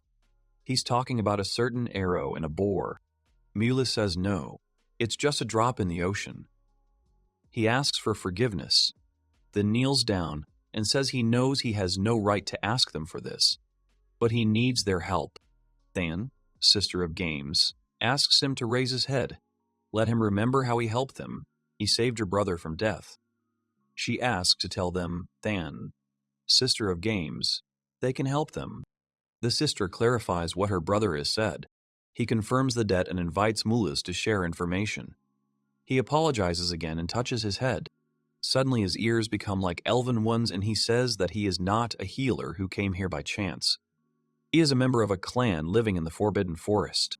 Mulas's job is to keep an eye on the aliens. The heroes are puzzled by his appearance. Yoshio recalls the stereotypes about the appearance of elves. The expression on his sister's face changes. She says that this means that Mulus knew how great the danger of tempting the evil gods was.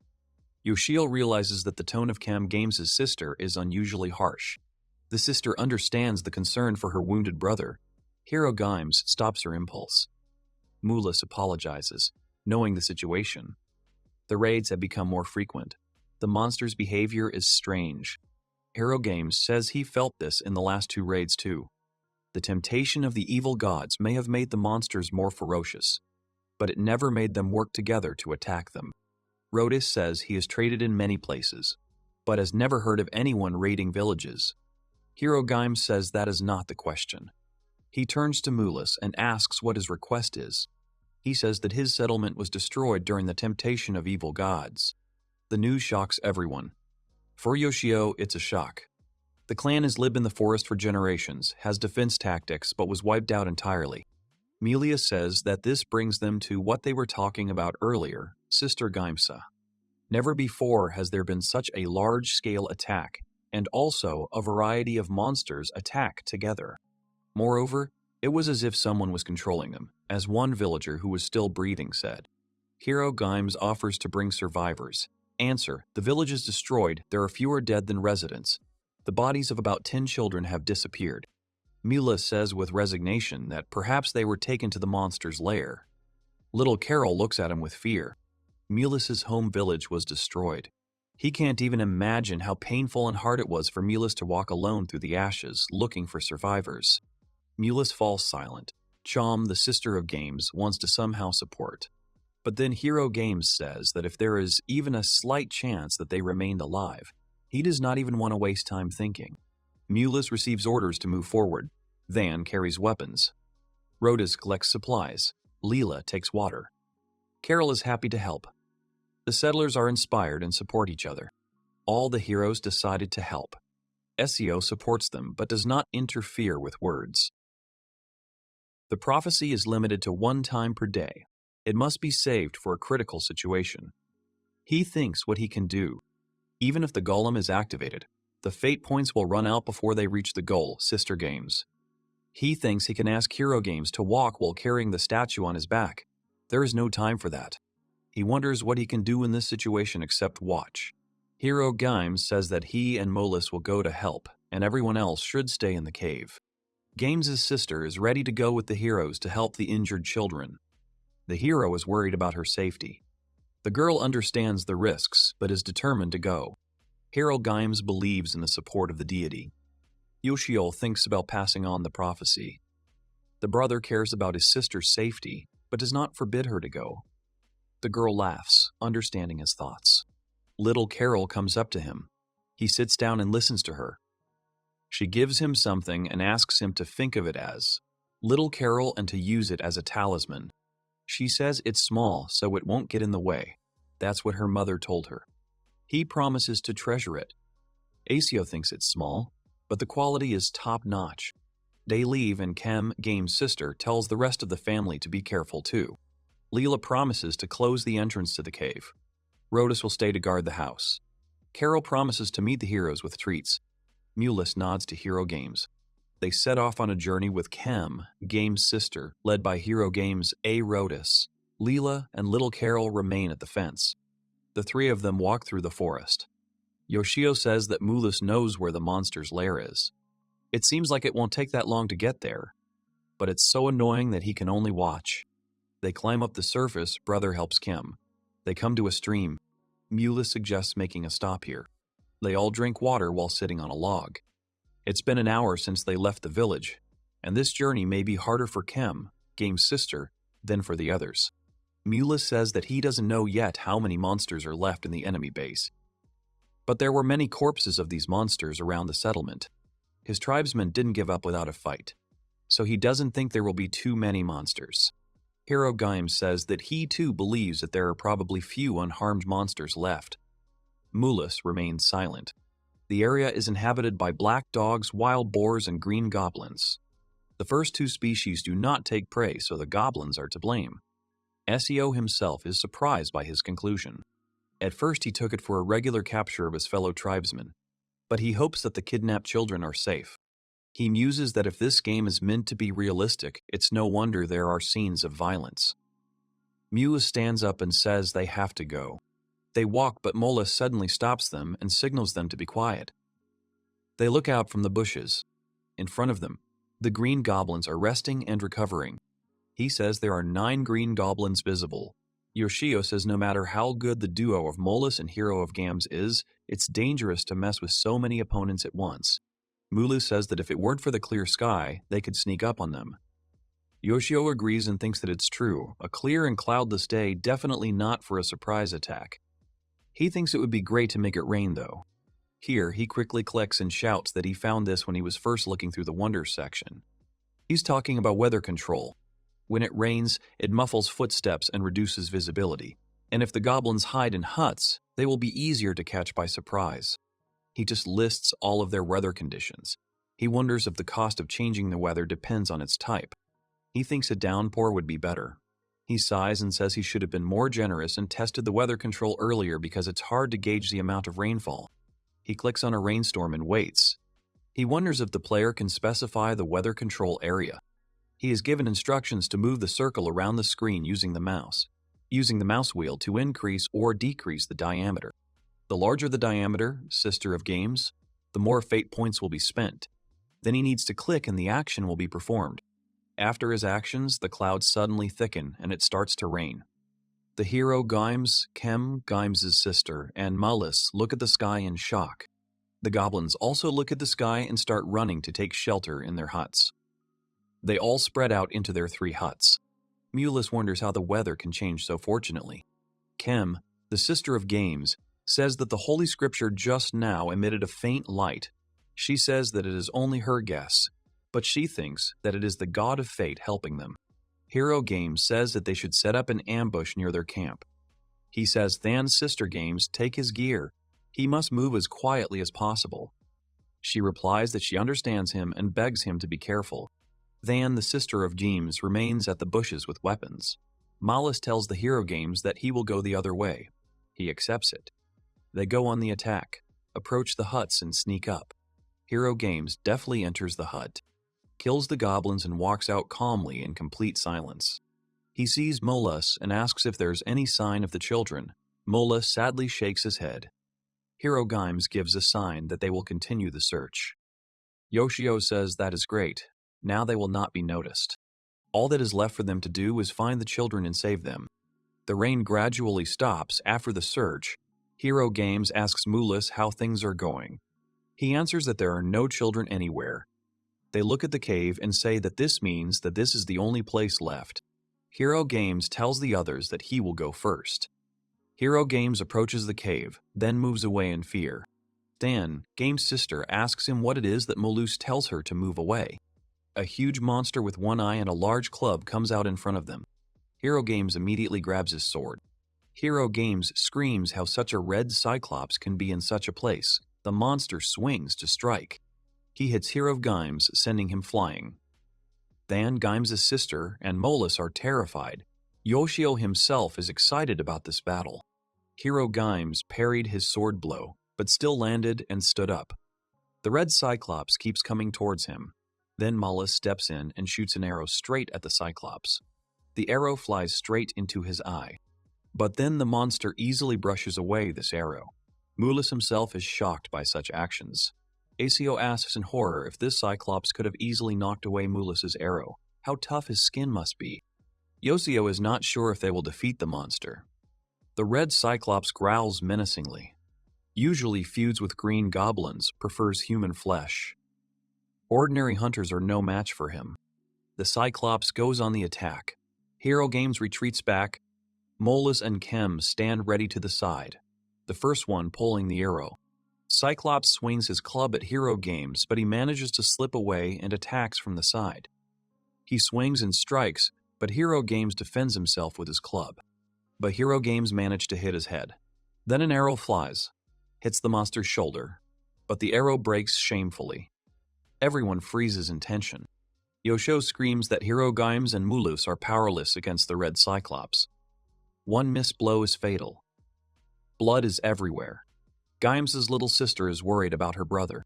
Mulus says that if a regular arrow doesn't help, then maybe a poisoned one will. He takes a bottle out of his bag and says that it is his family's secret poison.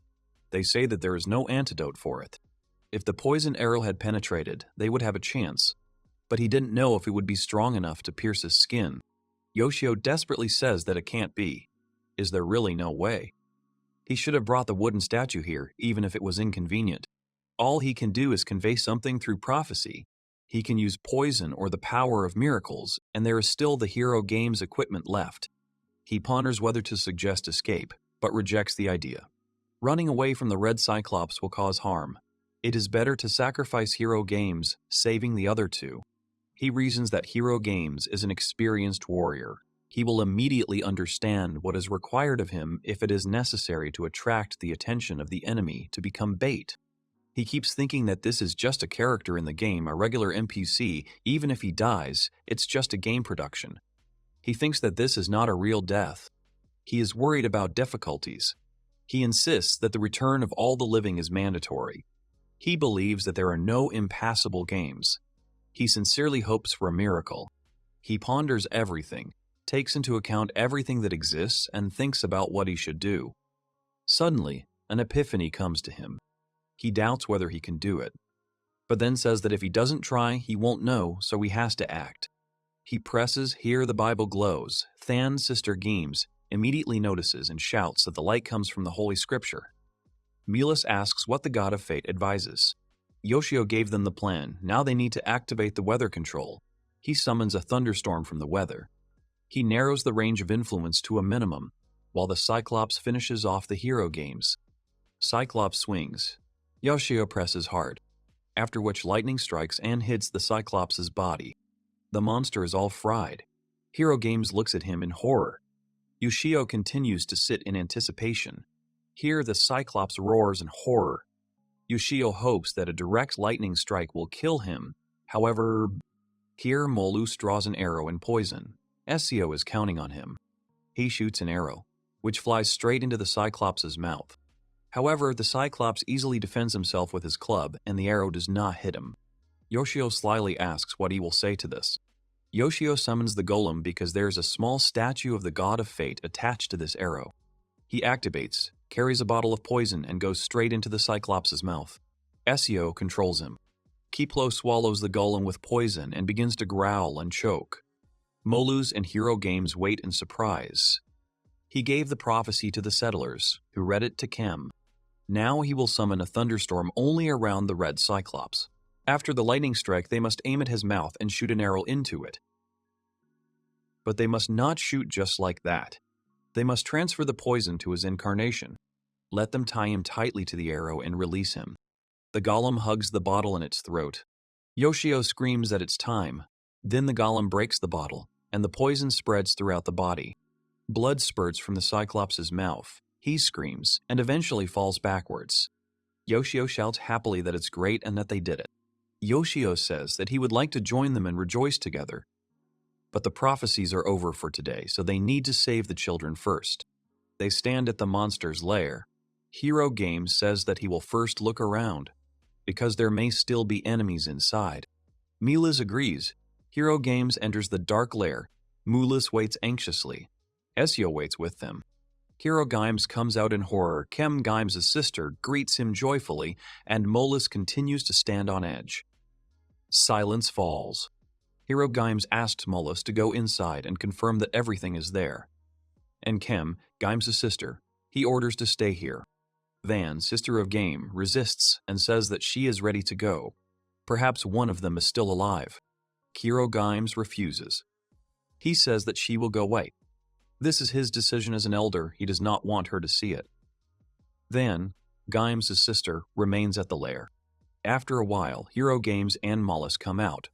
Mollis suddenly falls to his knees. Everyone is worried. Mulus trembles and thanks the two for answering his call. Hero Games asks him to lift his head with great force. He is very sorry that they were not able to help him. Yoshio begins to cry and holds a napkin to his face and says that even looking at this is too painful. Kem, the sister of Gims, also cries because she understands everything and turns to Mulus, asking if she can pray for the dead to rest in peace. Mulus asks her about it. Night falls.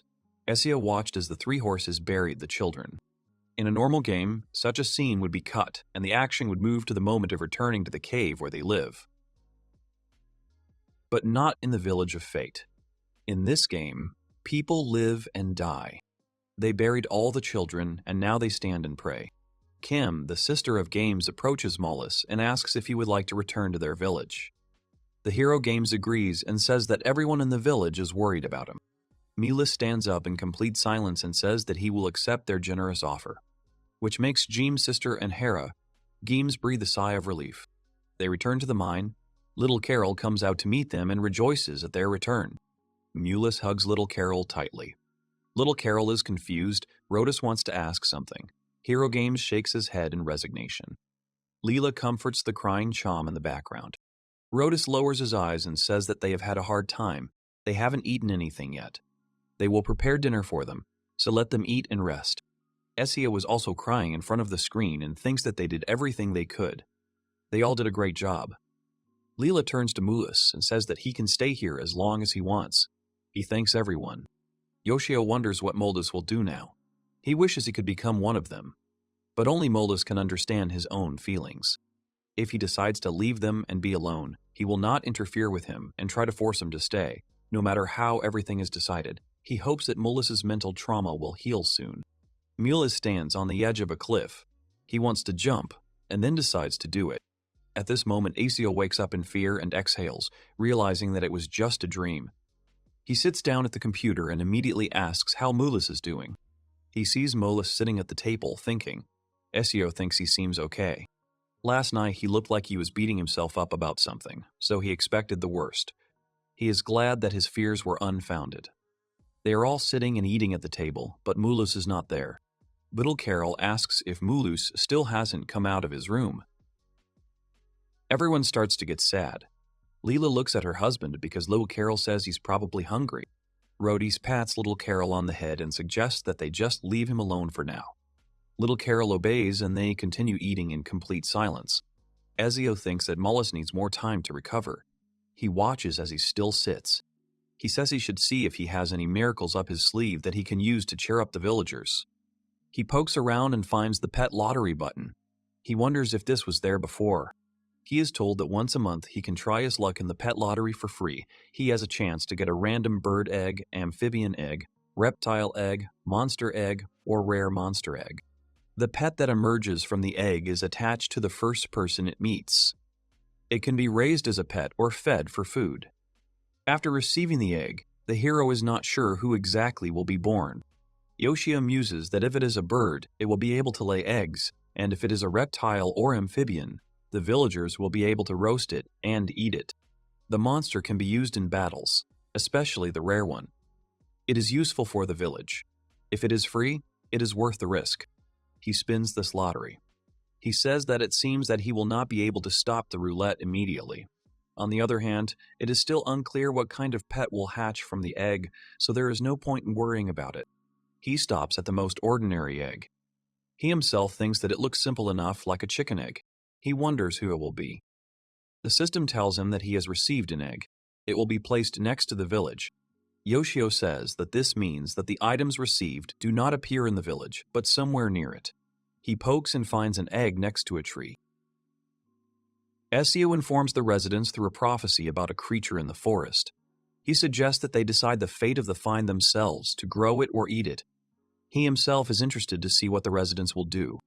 A few minutes later, little Carol comes to her parents and shouts that she found the egg so they can have it for dinner. Layla tells her that they shouldn't eat it, and she looks at her in surprise. Layla says that the prophecy says that they can do whatever they want with this egg, but it is still a gift from God, so they should cherish it. Little Carol drools, listens to her mother and says that she understands him. They walk up to the altar together. Little Carol turns to God and thanks him.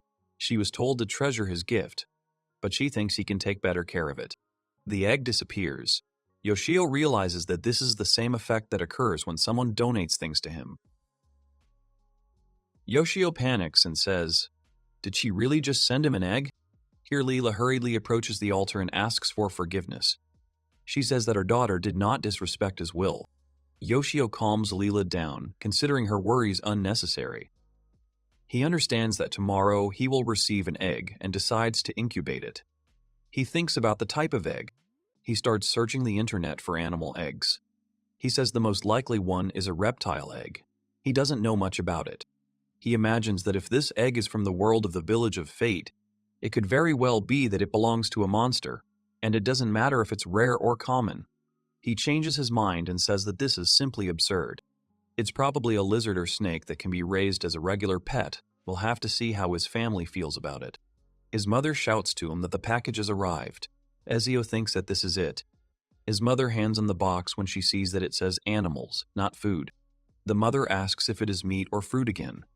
He opens the box and says it is an egg. But he does not think it is a chicken egg. Yoshio suggests that it might be some kind of reptile. His mother, frightened, asks if he really wants to raise a reptile to please Sayuki more. Mom claims that Sayuki and Dad love lizards. Genetics plays a role. Before marriage, Dad was a breeder. Now my sister keeps lizards at home. Yoshio is surprised and says that he didn't know. He wonders if Sayuki really likes reptiles and raises them in her room. He hasn't been in her room for almost 10 years. No wonder he doesn't know much about her. Mom admits that the lizards are adorable, although unusual. Yoshio is amazed that his sister loves them. It turns out that she has kept lizards at home for a long time.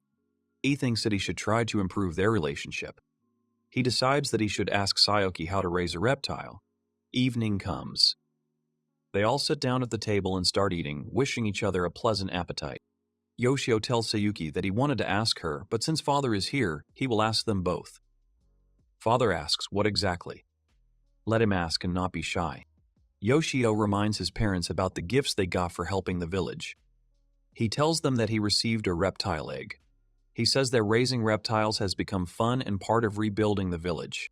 He says that anyway, it all ended with him being asked if he wanted to try it too, and he agreed. He asks them, they both love reptiles, even though he just found out about it a couple of hours ago. Sister says that's true, she's not an expert, but she can give a couple of tips. Dad tells him to ask about what sister games once. He has some things left in the garage for growing reptiles. Yoshio is happy about his parents' support. They examine the egg together. His sister notices the strength of the shell and the similarity of its shape to reptile eggs. The father looks closely and says it could be a gecko or a crocodile. Sayuki asks if this is even legal. The girl is interested in ultraviolet lighting. The father explains its benefits. Isio silently watches the conversation. The parents distribute responsibilities. The father brings water and litter. The daughter prepares the feeder and waiterer. They have arranged some kind of habitat for the reptile. The father says that everything is ready. The parents are excitedly photographing the egg. Sayuki is shy nearby. The father tells his son to immediately report when the lizard appears and take pictures. The sister confirms the importance of notification. Yoshio smiles and tells them that he understands them. He looks at everything and thinks that he is lucky to live next to two lizardmen. It may just be a coincidence. But thanks to the game Village of Destiny, his relationship with his family became stronger and stronger. He thinks that now he could believe in the existence of the god of fate, but in the real world. A couple of days later, he is going to leave the house. Ezio is ready to go. Mom notices her son's outfit and jokingly asks if he has a date. The son is embarrassed, tries to leave. Mom is curious about the girl. He hurries out, promising to return soon. He approaches Seiko's house. She opens the door and immediately apologizes for keeping him waiting. He asks if her leg is okay. She replies that everything is fine. Yoshio then suggests that they go. They approach that famous cafe where all the couples sit, take pictures of desserts, feed each other with a spoon. Yoshio thinks that this place is definitely not comfortable to sit alone. Seiko eats the dessert and says it's delicious, so the rumors weren't wrong. She thinks it's so delicious that she could eat it forever. Yoshio smiles sweetly. Seiko immediately says that he probably thought that if she ate so much, she would quickly gain weight. He denies this and says that she looks as beautiful as she did at 20. She gets embarrassed and asks if he really thinks that. She puts down the spoon and asks Yoshio to tell her. She says that the thing is that she saw his mother quite often and was interested in how things were going with him. He was surprised. She says that he is now helping to rebuild the village via the internet. His mother said that after he started doing this, he became the same cheerful Yoshio again. Yoshio thinks that's how much they disgust him. She asks him about the village, what it is like. Yoshio awkwardly hides his gaze. Yoshio hides that restoring the village is part of the game. He worries that Seiko will be disappointed if she finds out the truth. He reminds himself of the prohibition to reveal the game's secret. The game has improved Yoshio's life, and now he must confess to Seiko. He is afraid of appearing to be a liar. He decided to honestly express his feelings, keeping silent about the game itself. He begins to tell that for now it is a small village with a small population. It is located in a rather dangerous place where wild animals live, and it is also difficult to supply various products there. He says that it will take a long time for the village to develop further, and he also reminds us of the people. He says that the villagers are incredibly nice people and they are very close. Each of them has their own duties and everyone works as hard as they can. And looking at how they live in these conditions, he also wants to change for the better. He wants to somehow thank them for the courage that they gave him. He says honestly that he needed money for this, so he ended up finding himself a job. Seiko is surprised and tells him that he has really grown attached to these people, which Yoshio happily confirms. He goes on to say that among them there is a handsome man who is in charge of hunting, and his younger sister and another girl are fighting for his attention. In the evening, they go home together. Seiko thanks him for spending time with her today. She is glad that they managed to talk. Yoshio admits that he had a good time despite losing. They argue about who will pay the bill, Seiko insists, because she invited them. The cashier is indignant at the delay. Seiko quickly pays with a card. Yoshio offers to pay next time. Seiko is surprised and asks if he will go with her again. Both are embarrassed. He agrees if it is convenient for her. The girl is happy and smiles. She says she doesn't mind. Yoshio comes home and says he's home. He goes into his room and hears a crunch. He reacts immediately. He begins to wonder what that sound is, whether it is bark beetles. He takes a magazine and starts looking for where they are. He finally realizes that there is nothing and thinks that he imagined it, but then something crunches behind him again. It is the egg. He says that the sound seems to come from somewhere here. He looks and thinks, is it really hatching so quickly? The egg cracks, breaks. Yoshio has already imagined all sorts of monsters in his head and is thinking about what to do now. A white egg cracks in front of a small log with greenery and earth. The boy screams in panic that a lizard is hatching and does not know what to do. He remembers that his sister's notes are missing. He looks around desperately for them, saying that things are bad. They see that he is already climbing out. The cap slowly slides away, revealing the slime inside. A huge, sharp scale appears, then a terrifying paw in the entire body. The golden lizard looks around and looks up at Yoshio. Yoshio watches closely and wonders if it is a lizard. The lizard is actively moving, shaking its tail to separate itself from the remains of the shell. The lizard is all shiny with its scales. They look at each other for a long time. Yoshio thinks how lucky it is that a terrible monster didn't crawl out of the egg. The lizard twitches and lies on its back, exposing its belly. Yoshio says that it is also so cute. He says that he will raise him and give him his love. The lizard keeps looking at him. Yoshio remembers something. He takes his phone to take some pictures and send them to Sayuki and her father. He wonders what kind of species it is.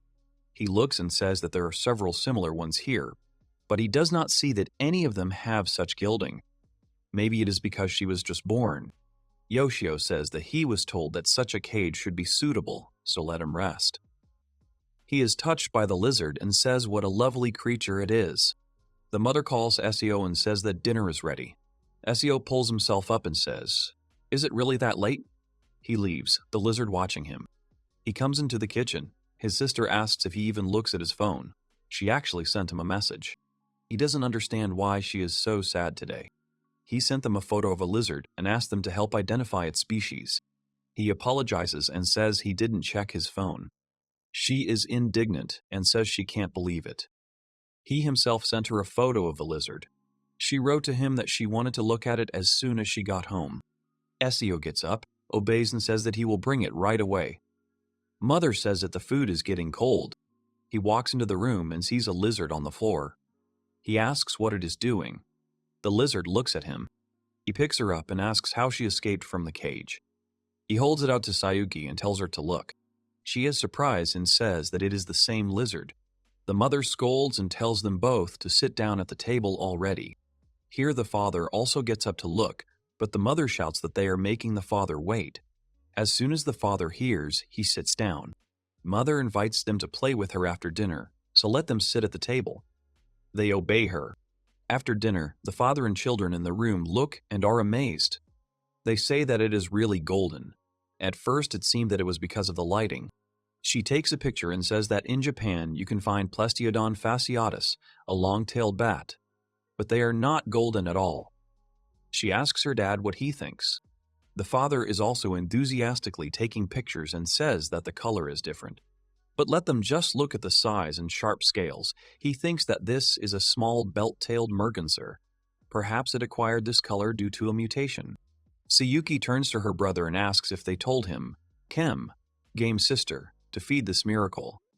He says they didn't, but he already gave her a fruit that is from the village. The father turns to him and says whether he asked the villagers what kind she is. He awkwardly says that he hasn't asked yet. They are from Hokkaido, but he has already told them about their ideas for restoring the village. Both answer in chorus that he has. Yoshio suspects that the purpose of the experiment is to create new types of food through selection. The strange fruits and the unusual children are related. Therefore, he wants to save samples of the fruits and lizards. He asks the family to keep the photos a secret. He says that she seems to like the fruit, but they asked him to monitor what she eats over time. It seems they want to understand if this lizard can be kept as a pet. Finally, they part ways. He sits down at the computer.